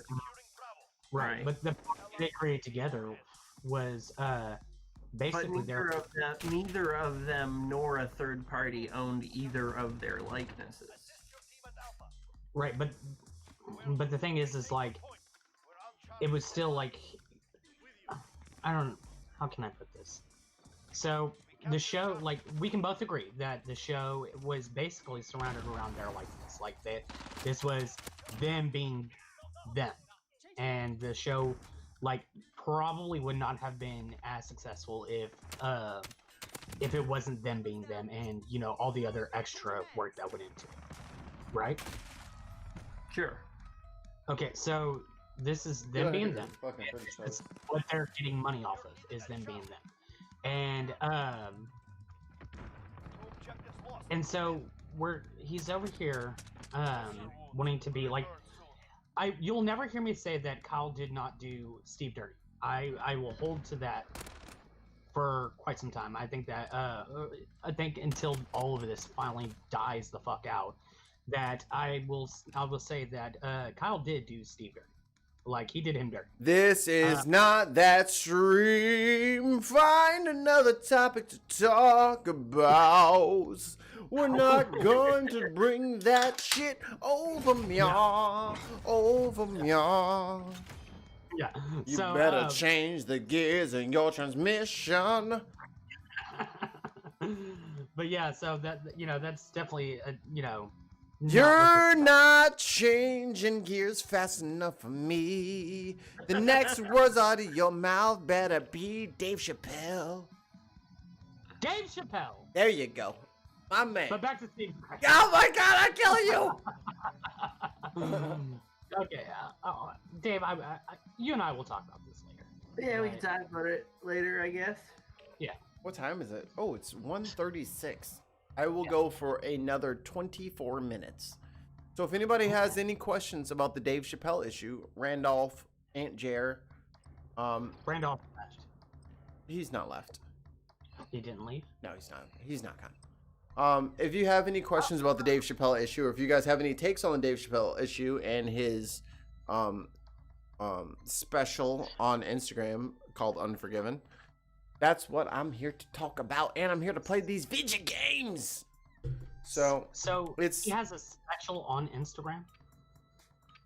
It's like a 18-minute clip that got put out on Instagram. So what do you call that? Because he wasn't really telling jokes. He was more or less telling the story on Instagram. So is this a boohoo story about him and his measly $80 million? That's Oh, okay. How then he I can didn't I don't see it. I mean, we're gonna go off air here in a little bit. If anybody wants to join us for the off-air sessions, by all means, hit me up on Twitter @WeTheDeviants, Facebook Mikey Famine. Gotcha, bitch. Get your fucking eyeballs out of your scope, and then I won't shoot you in the back. I think I'm gonna reinvigorate my Patreon because I'm gonna start doing more me stuff. Because I've been fangirling pretty hard for the bin for about a year or most of 2020. But I gotta reinvigorate the Mikey Famine brand and get some Mikey Famine fans. So that's gonna be a thing again. I have a lot of stuff to say, but I don't say it because I'm a corporate entity now. And I understand that my views are not always my views, but they might be misconstrued as the views of my entire platform, which is why I don't say things, and which is why I don't request money for everything. So the things that I do, I'll request money for. Almost like Dave Chapelle didn't get that memo where, ow, there's a cat with a claw in me. Stop. What are you doing, Dex? Why is that a good idea? Just dig your fucking thumb claw into my thigh, and I'm just gonna be like, oh, thanks. I didn't know you were down there. I absolutely love this. Please rip my hairless skin from my fucking bones. What are you doing? Mikey is a small boy confirmed. God damn, this cat is unnatural with his torture implements. Ooh, I see you. Gotcha. Yeah, I'm gonna restart that stuff, and I got some. I have a couple of new fast friends that I will be talking to, because if y'all thought I was just pretending with this Dungeons and Dragons shit, I got bad news for you, homeboy. I've only played one game of Dungeons and Dragons, and I want to rectify that by playing more. I already have my character picked out. I have everything selected. I'm just waiting for the Dungeon Master to give me thumbs up, thumbs down on what I can and cannot do with my character. The thing is with me is since I don't know that much about Dungeons and Dragons, I have to like any group that I join, they have to be really fucking patient with me because I'm not gonna get everything right off the bat. Just lie, And- dude. They don't know. Make them roll a fucking bluff check on you. No. Yes, that's the point of the game. Well, I mean, I'm talking about like with setting shit up. Like, I'm not gonna be able to set shit up. No, dude, it's easy. It's easy peasy lemon squeezy. Yeah, well, that's the thing is I gotta learn that shit first. You can literally fucking click YouTube how to make a barbarian, how to make a wizard, how to make a bard. Hell, you can get a PDF that fills most of it out for you. Yeah, it's fucking easy peasy lemon squeezy. Like, the thing that's gonna make, alright, for all of you D&D geeks out there, here's what's the most important thing about your character. It's not your fucking stats, it's how, like, learn where your campaign is gonna take place. Take a week and figure out how does that character fit into that world. As long as your character fits, you're going to be able to give him all of the fucking statistical things that he needs to be a character. Like that is so easy. The rolling the stats and all that shit's easy. And even if your shit's not that great, it's all based on the fucking rolls anyway. You can fucking have +8 in fucking intelligence and then just fucking roll 1s for the entire session. It's fine. Just roll. It doesn't matter. Make your character who you like, who you can role play, because no one gives a shit about the goddamn rolls. Everyone cares about the role play. Everyone cares about how you made your character believable. Like that's the critical key. That's why I have my character all figured out. Should I reveal it? No, not yet. Should I do it? Should I let them know who the Mikey fams really wants to play as a character in D&D and the superior tabletop role-playing RPG system, Pathfinder? I want to be a tiefling. I don't know what that is. Yes, you do. Here's the thing. Yes, you do. Yes, you do. You do know what a tiefling is. What is a tiefling? You ever seen Hellboy? Yes. Hellboy is a big-ass tiefling with a gun. Base. So Tieflings are from the not shadow plane. What plane are they from? I don't even know what plane they're from anymore. But they're demons essentially. They're devils. yeah, that's why I said was there. So tieflings are demons. Yes, no, maybe so. They're horned, red-skinned. Okay, so let's start. We're gonna make your character right now while I'm playing this game. What do you think your alignment would be? And by alignment, I mean, are you, Dave, somebody, can you guys pull up the matrix? Like the matrix of lawful good, lawful evil. Why would I need to pull it up? It's in my head. Okay, well, just so he has a visual of what it is. So think of a 3x3 grid. Good, neutral, and evil. And then you have, like, neutral, like true neutral. Yeah, and then you have lawful and chaotic of all of those. That's a hard thing to visualize.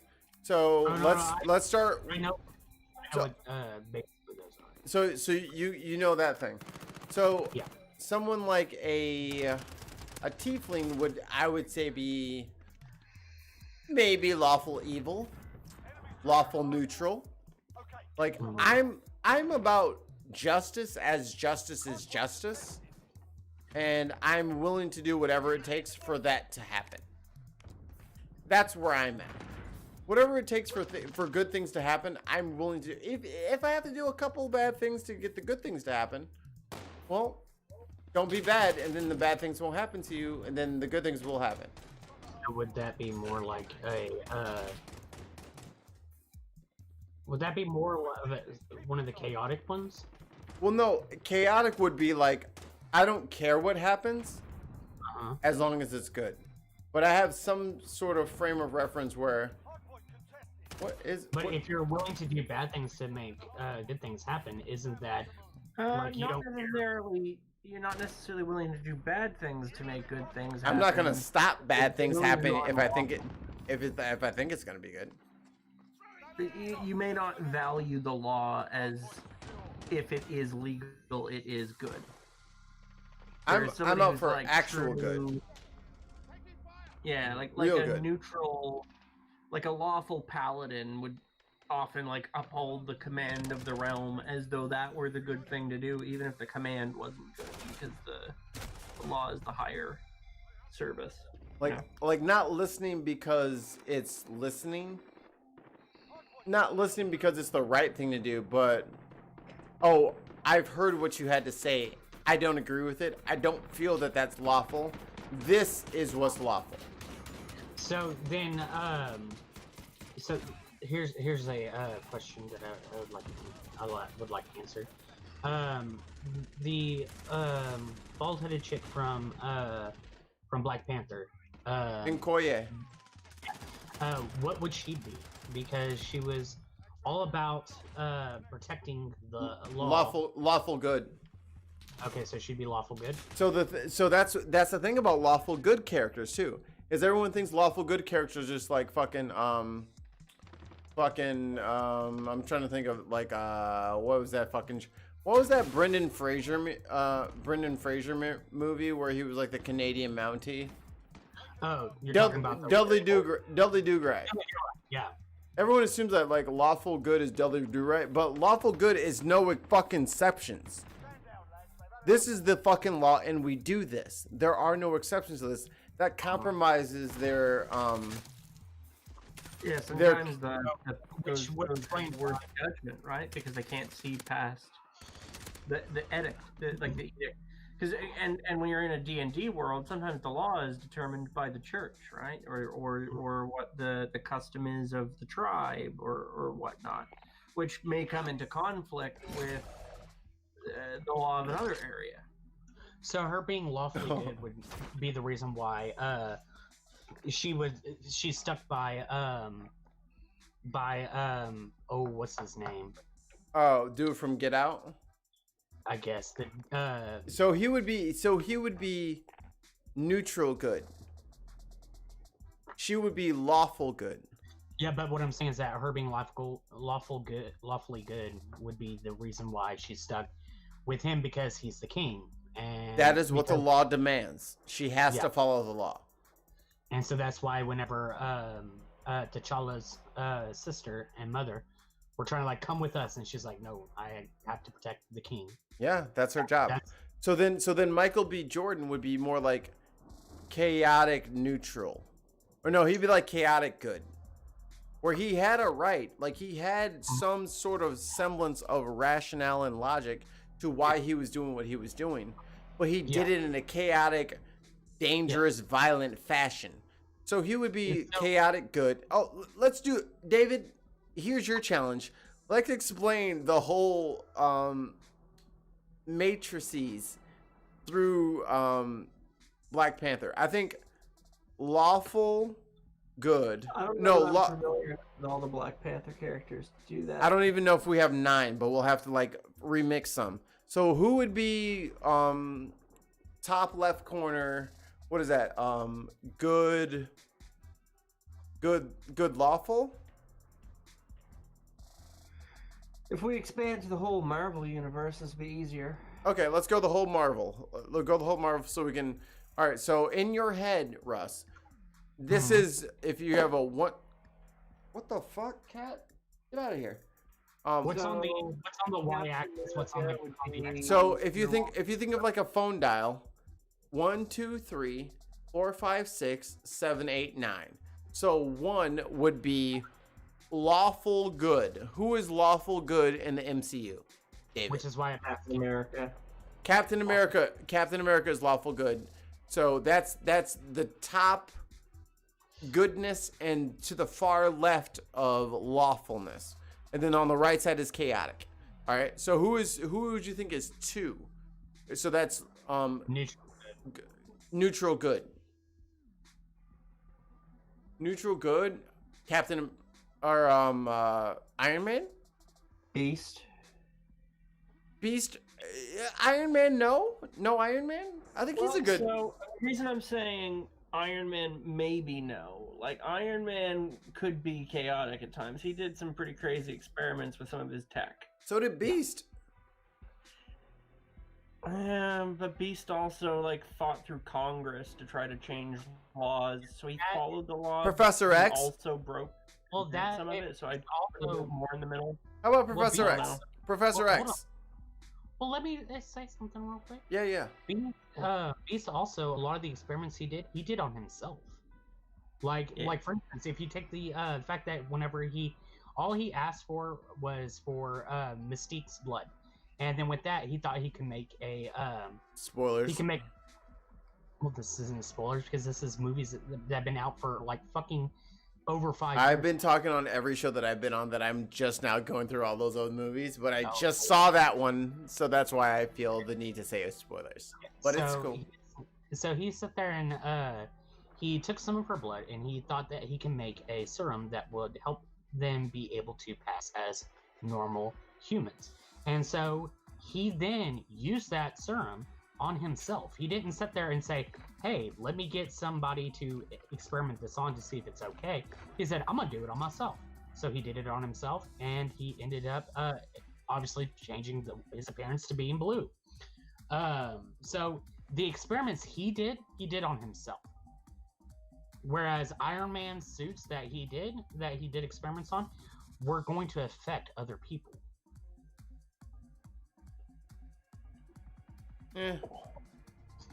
And then you had the whole entire creation of Ultron, which came back around and bit him in the ass. These things do happen. Oh, yeah. Yeah. For chaotic neutral, I'd probably put Deadpool in that category. I would say Nightcrawler. Yeah. Nightcrawler's chaotic good. Yeah. Because he's not trying to be bad, but he just kind of sometimes tends to be bad. Yeah, especially whenever if you take like what movie was that, the second movie into account, whenever he sat there and was killing people because he thought that it was going to be for the better good. I really hate that Texans say set instead of sit. Yeah. Sorry about that, but you know, true neutral is a difficult one. T'Challa. No, he's lawful good. Yeah. He's lawful good. So he's top left. Most of Marvel is built around strong archetypes, so true neutral doesn't tend to enter into it. Lawful neutral. Who's lawful neutral, David? This is a challenge for both of us. Lawful neutral in the MCU. Well, the true neutral in the oh wait, no, never mind. That's DC. My bad. Maybe. Say it again. The Watchers, the cosmic Watcher people. They Vision observed and they stayed neutral, but they had very strict law for their interaction with things that they rigidly followed. Who the Watchers are part of? Who is that? Green Lantern. It's the overarching universe. They're sort of like the supreme beings. Yeah, they're so the Watchers are Marvel. The DC Universe's version of that is the guys who that you were talking about with Green Lantern, where they the Council or whatever. Yeah, the Council. So think of Jedi Council is fucking lawful neutral, where they like actually analyze every single thing. They don't rush to judgment. They contemplate on all things that they're actually talking about. Which, if we're going to incorporate the Jedi into this, then the Gray Jedi would be the true lawful neutral. neutral. No. Gray Jedi. The Gray Jedi. Would be true neutral. No, they would be true neutral. The neutral. Yeah. Okay. Because they're the ones that are like, yeah, both the Jedi and the Sith have it wrong, and they're just all about complete and utter neutrality. There, So who would chaotic neutral be? That's number 6 on our dial here on the matrices. Number 6. So that's chaotic but also neutral. Deadpool. Deadpool, yeah, I would say Deadpool is chaotic neutral. He's all over the place, and he's not for anybody. He's just chaotic for chaotic's sake. And he does do some good deeds. Like there's one comic where he prevents somebody from entire Marvel universe. Do what? Literally murders the entire Marvel universe. And everyone within the universe, to the writers, to the illustrators, to everybody. But goddamn fourth wall. He's done some good things, as far as, like, for instance, there was one comic where he stops a woman from jumping off the building and killing herself because she thought that life was no longer, worth living, type of thing. And he said there, and it's like, hey, come follow me. And he does all this fucked up shit, like he kills these people. He says, I'm going to take you to the opera. And he kills the people who are in this box seat and sets in their place. And she's like, you just fucking killed them. And he's like, yeah. And it just keeps getting, like, worse things from, one thing after the other, after the other, after the other. And he brings her back to we have lingered too long. Deadpool is not that interesting. Sorry, go ahead. So now Deadpool is very... No, he's not. The only reason he's interesting is because he doesn't follow any of the rules that all of us have agreed to when it comes to making any kind of fiction. So that's I can give him that. I will say one of the best things I've seen that involved him is in one of the Marvel beat 'em up games where he takes his own health bar and beats the crap out of Marvel vs. Capcom 2. Yeah, it's just he's a joke. I like the movies because Ryan Reynolds is hilarious, but Deadpool is kind of a broken character. You want to know one of the funniest things about the first movie?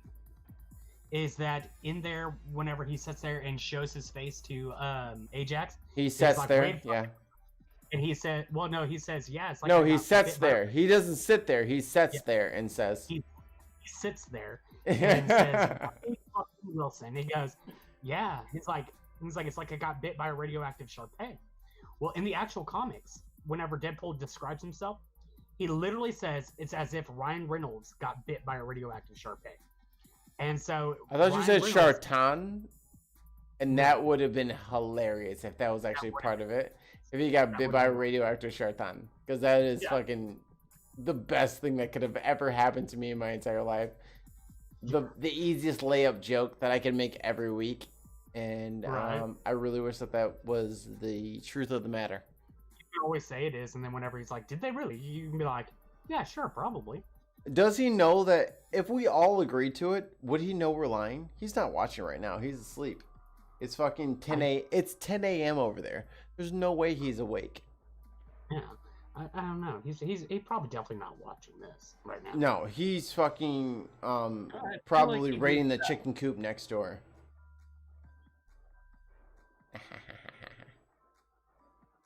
Okay, so bottom left corner, which would be what? Chaotic evil? Lawful evil.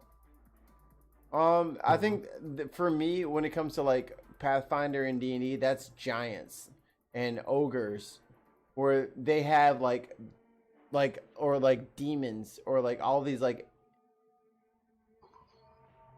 So like if a super religious paladin is top right, a fucking like an ogre that worships Urgathoa, or one of these like dark, twisted, nasty characters that you run into in D&D and Pathfinder, they're usually in like that lawful evil where it is part of their religion to sacrifice children or rape their rape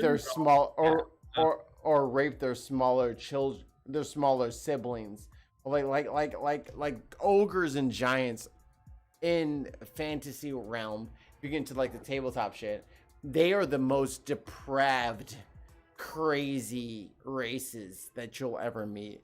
And that's always been lawful evil for me, is when they have gods that they worship that endorse these disgusting behaviors. So with Yeah, Thanos, that's one interpretation, and that holds up. The other would be Donald characters Trump. that Oh, I'm work sorry, I within interrupted. the confines of the law. So, like, Doctor Doom would be lawful evil, I would say, probably. Darth Vader, technically lawful evil. There's a reason why the Empire was the control. They were the law setters. That's why the other team was the rebels. So though Darth Vader during that time could have been considered evil, perhaps, he would have been technically lawful. All right, I'll give you that. so I hear that. so what about Thanos? Would he be there too? But possibly, yes. I think it would be like evil neutral. Because Yeah, what he was doing was what he he was doing was like definitely bad, Mhm. but he wasn't doing it to like benefit himself. Well, I think if it depends on if you're taking the cinematic universe or the actual comic universe. Because in the comics, I don't know reason about why the he did- comics. well, in the comics, the reason why he did that is because he wanted to impress Death, because Death was a female character. Oh yeah, and he was trying to like fuck death. He did Yeah. eventually, right? He's the one no, to Death- mortality. Death was not all that interested in Thanos. Death was mainly interested in Deadpool. And actually, Deadpool eventually ended up fucking Death, I think. But Thanos never. Thanos was trying to impress her, and that's the reason why he killed half of all life on the planet. So, in that aspect, All life of it, in the universe. There's a missing piece there. He was trying to impress her not by killing half of everything, but in his mind by restoring the natural law, the natural balance to the universe. This is why he could be in that lawful category, because he had a higher calling or ideology that Yeah, informed- he even if it's not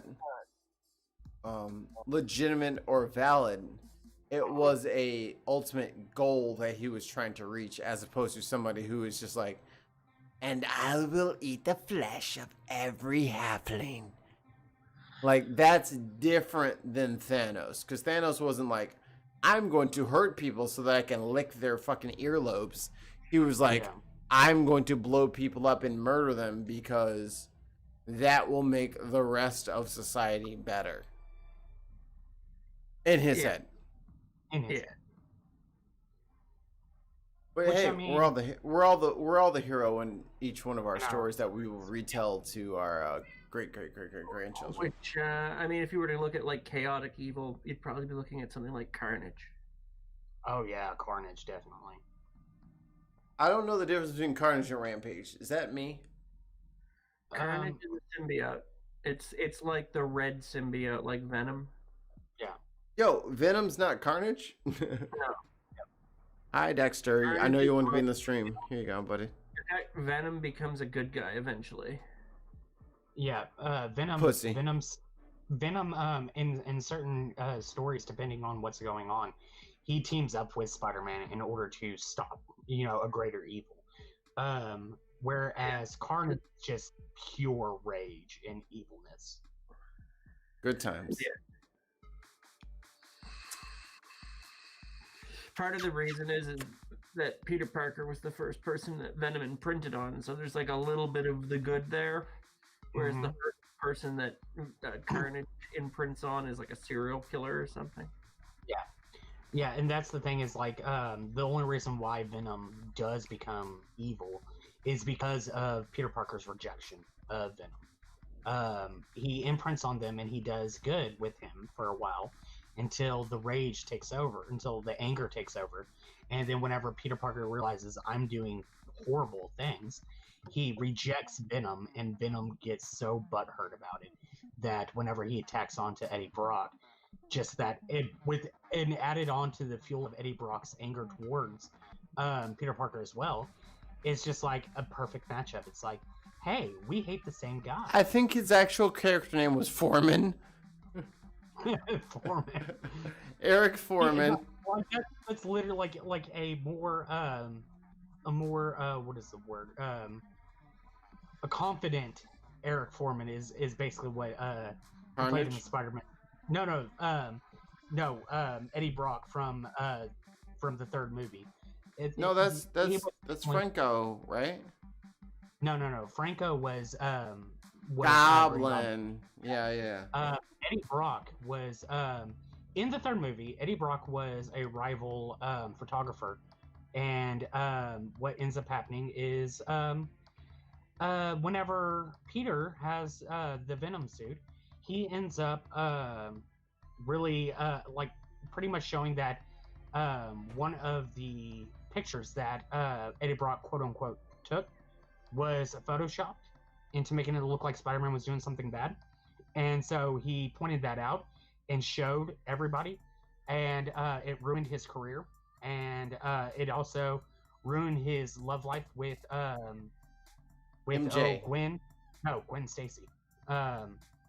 It ruined his love life with Gwen Stacy, and he like spiraled out of control after that and vowed revenge on him. And so whenever Peter shredded the Venom suit, what ends up happening is Eddie Brock was the closest living creature there, and so it just automatically, as it was detaching from Peter, it automatically attached to Eddie Brock, and they realized that both Venom and Eddie Brock had the same goal in mind, which was they wanted to go after Peter Parker because Peter was such a horrible human being. Oh, there we go. This is good. I like this. D&D Matrix. And Jer, because Jer is so fucking offensive. I don't know how to fucking... It's the fucking internet. I don't know what's what. I just say shit, man. I say shit on fucking stream, and people like and dislike it. Like, that's where I'm at in my life. So let's zoom in, shall we? Mm-hmm. So let's see here. What's let me go to this screen. I'm gonna zoom in on a certain portion. Oh, won't go. There we go. I saw that one, and it had the Joker as chaotic evil. And one of the funniest aspects about that is that it is said that the reason why the Joker is the way he is because he too knows that he's a comic book character. Because there was apparently one comic. Not going there with you. Where he actually narrates the comic, and at the end, like it's supposed to be like, you know how like Batman has the internal monologue in a lot of comics. Well, it's doing an internal monologue of the Joker, and at the end of the comic, he actually addresses the reader in it, and so it was like one of those. Oh, he too knows he's a comic book character, which would explain a lot of the reasons why it seems like he's just doing shit just to do shit. Russ, think about what you just fucking said. What about it?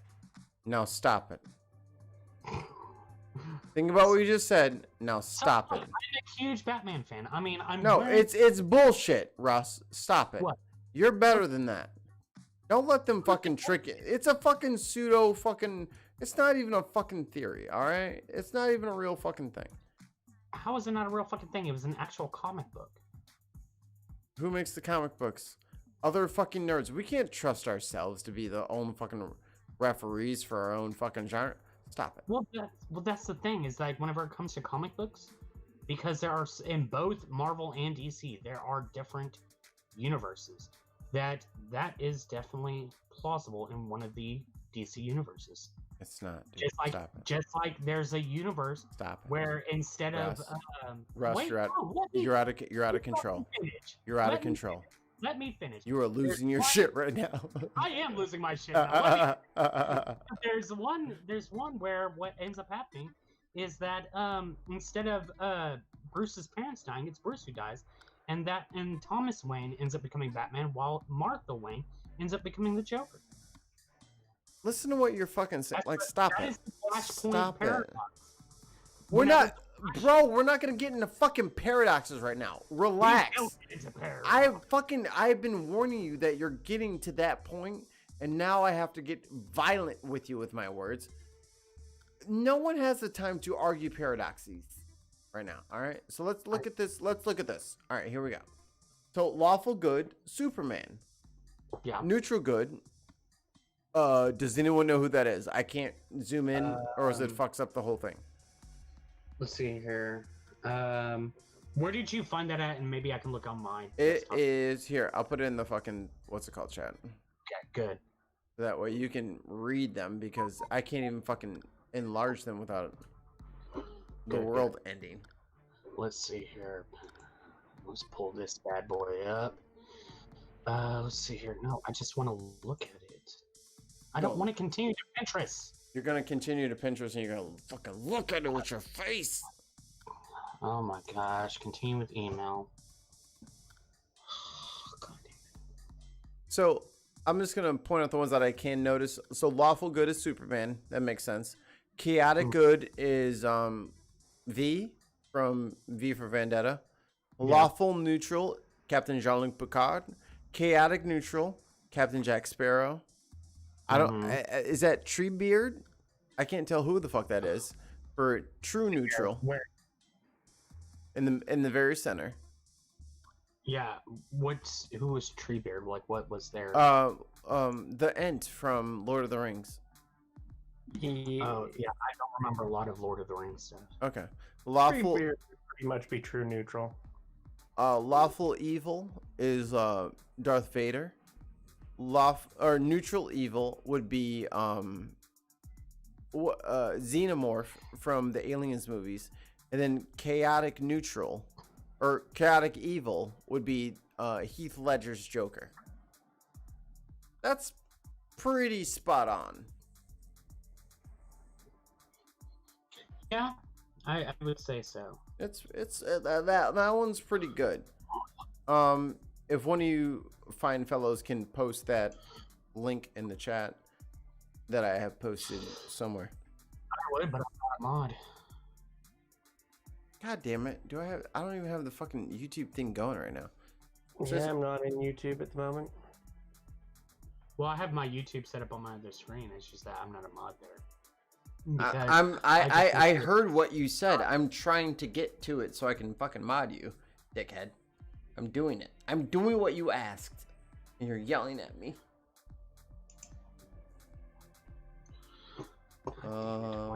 When's the last time you fucking said something? Fucking 3 hours ago? What? Do I need to say something here? I'm gonna say yo. Yeah, say yo so I can fucking see your name and fucking mod you, dick. Then I think you were saying that we were gonna be jumping off, are we? Yeah, we'll do some sharings of something. What time is it? It's 2:13. All right, we will go. I will play one more game. So hold on a second.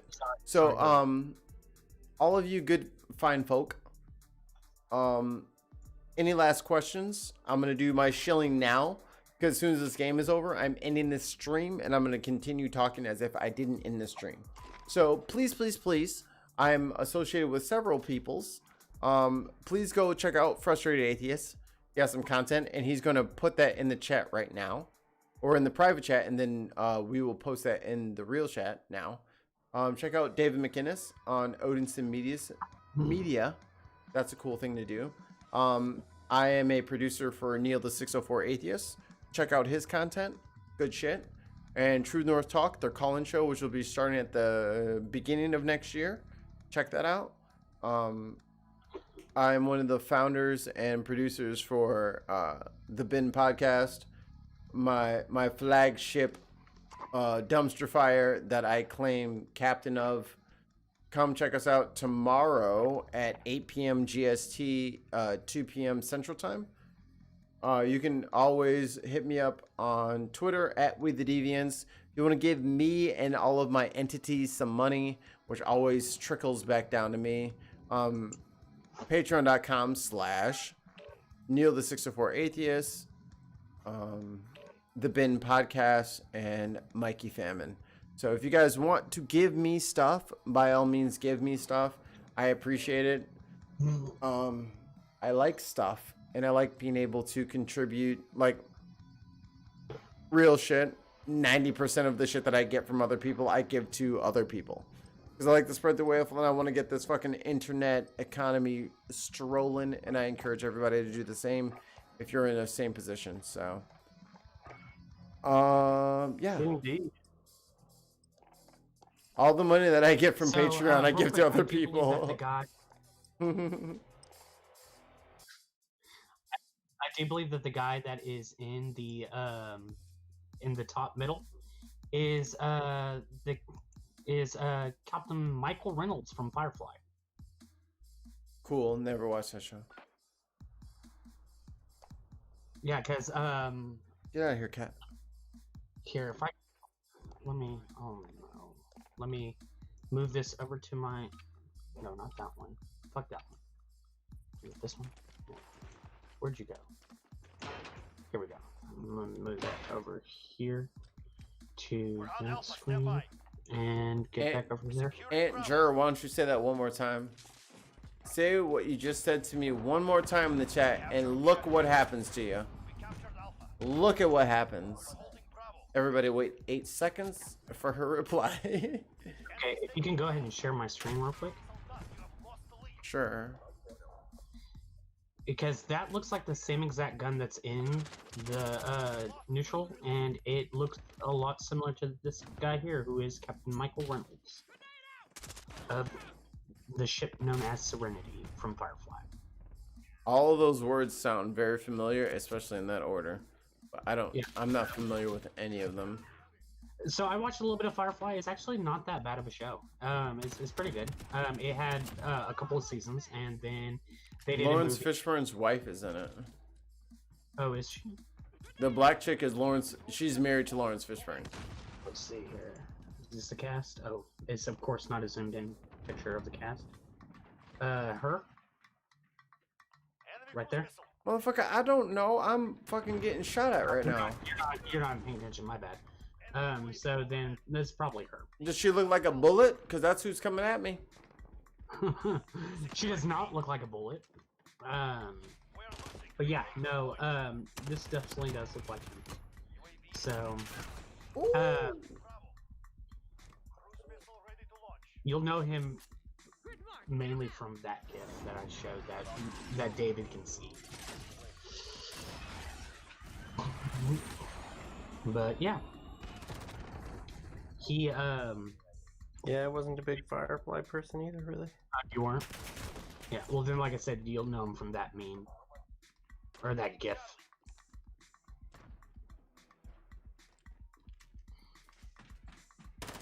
Mr. David, do you have any shows that you want to promote?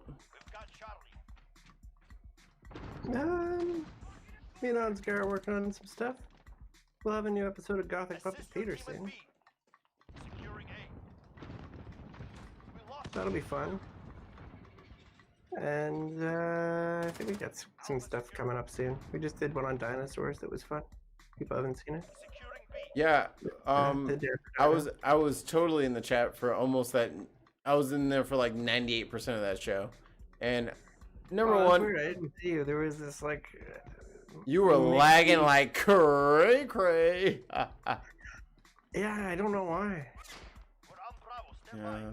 Was I lagging the entire time, or just? Yeah, your mouth never connected with your lips. Damn. The whole time. I was like, let me hit F5. Let me hit F5 twice. I moved a bunch of shit around, so I probably still a good show. It just I had to turn the fucking off, the screen off, like open up another window and do something else. I can listen to you guys, but if I was trying to watch it, I was jarred. I have no idea because I feel like I was the only one that felt it, but I feel like I have a lot or a small amount. 15 seconds, like noticeably large amounts. Like your voice would pop in, and your hand was on your chin, and you were like rubbing and stroking the goatee. I'm like, I don't know that that's right. Like, Oh, at some point you said it was fine now, so I thought it was fixed. and then it went right back. As soon as I fucking typed that, it went right back. So maybe it's me. It could have been me. But everybody go back, watch that episode with Dapper Dino. Me and Dapper had a very awesome episode where I played Monster Hunter World. And he tried to classify these fantastical creatures as I fought them with my big swords. My big swords and lances and medieval weapons against these crazy monsters. You tame the monsters? It was a good episode. It was a good time. A lot of the things that I thought were fucking reptiles, he was like, oh no, looking at the feet, it's probably a mammal. More closely related to mammals. I'm like, oh, Dapper has... Oh, hi, Dexter. Thanks for just jumping up in my lap. Appreciate you. I was like, oh, he doesn't really know anything about animals because he thought that was a mammal. Then he explained it. I was like, holy shit, that is a mammal. And I have no idea what a mammal means. But, like I said, in this game, can you tame them, or is it just killing them? I can capture them or kill them. What happens when you capture them? Like, what is that? They're captured and they're literally wrapped in... They are bound in a central location for me to behold them later on. So, Hey, get off my table. do you get to do anything with them other than just... Oh. Every mission starts from scratch. Okie dokie. I thought you could, like, tame them and make them do your bidding. No. These are like your fucking claw is in my skin, cat. Can you not? Thank you. Can you just sit down, please? I would have. Thank you, Dexter. I appreciate you and your fucking temperance at this moment. God damn it, dude. You're fucking digging to my fucking thigh, dude. Like, knock it off, man. Is he trying to make biscuits? He doesn't even know what biscuits are. It's like, how do I make Swiss cheese out of the people that I'm sitting on? Oh, okay. Like, biscuits would be one thing, but he's just... Like, you're just making holes in me at this point. Like, you're just damaging my flesh forever. And I have so many scars that I didn't have before I became a cat stepdaddy. Step cat daddy. Don't lick me and purr, dickhead. You hurt me. We're not friends anymore. And that's the reason why you lost, was because of the cat. He was fucking me up. Alright, Yeah. so the game is over. You guys know where to find me. You guys know where to find my channel. I hope to see all of you guys in about 11 and a half hours on the Bin Podcast channel. And I hope to see you guys all there. Thanks for hanging out.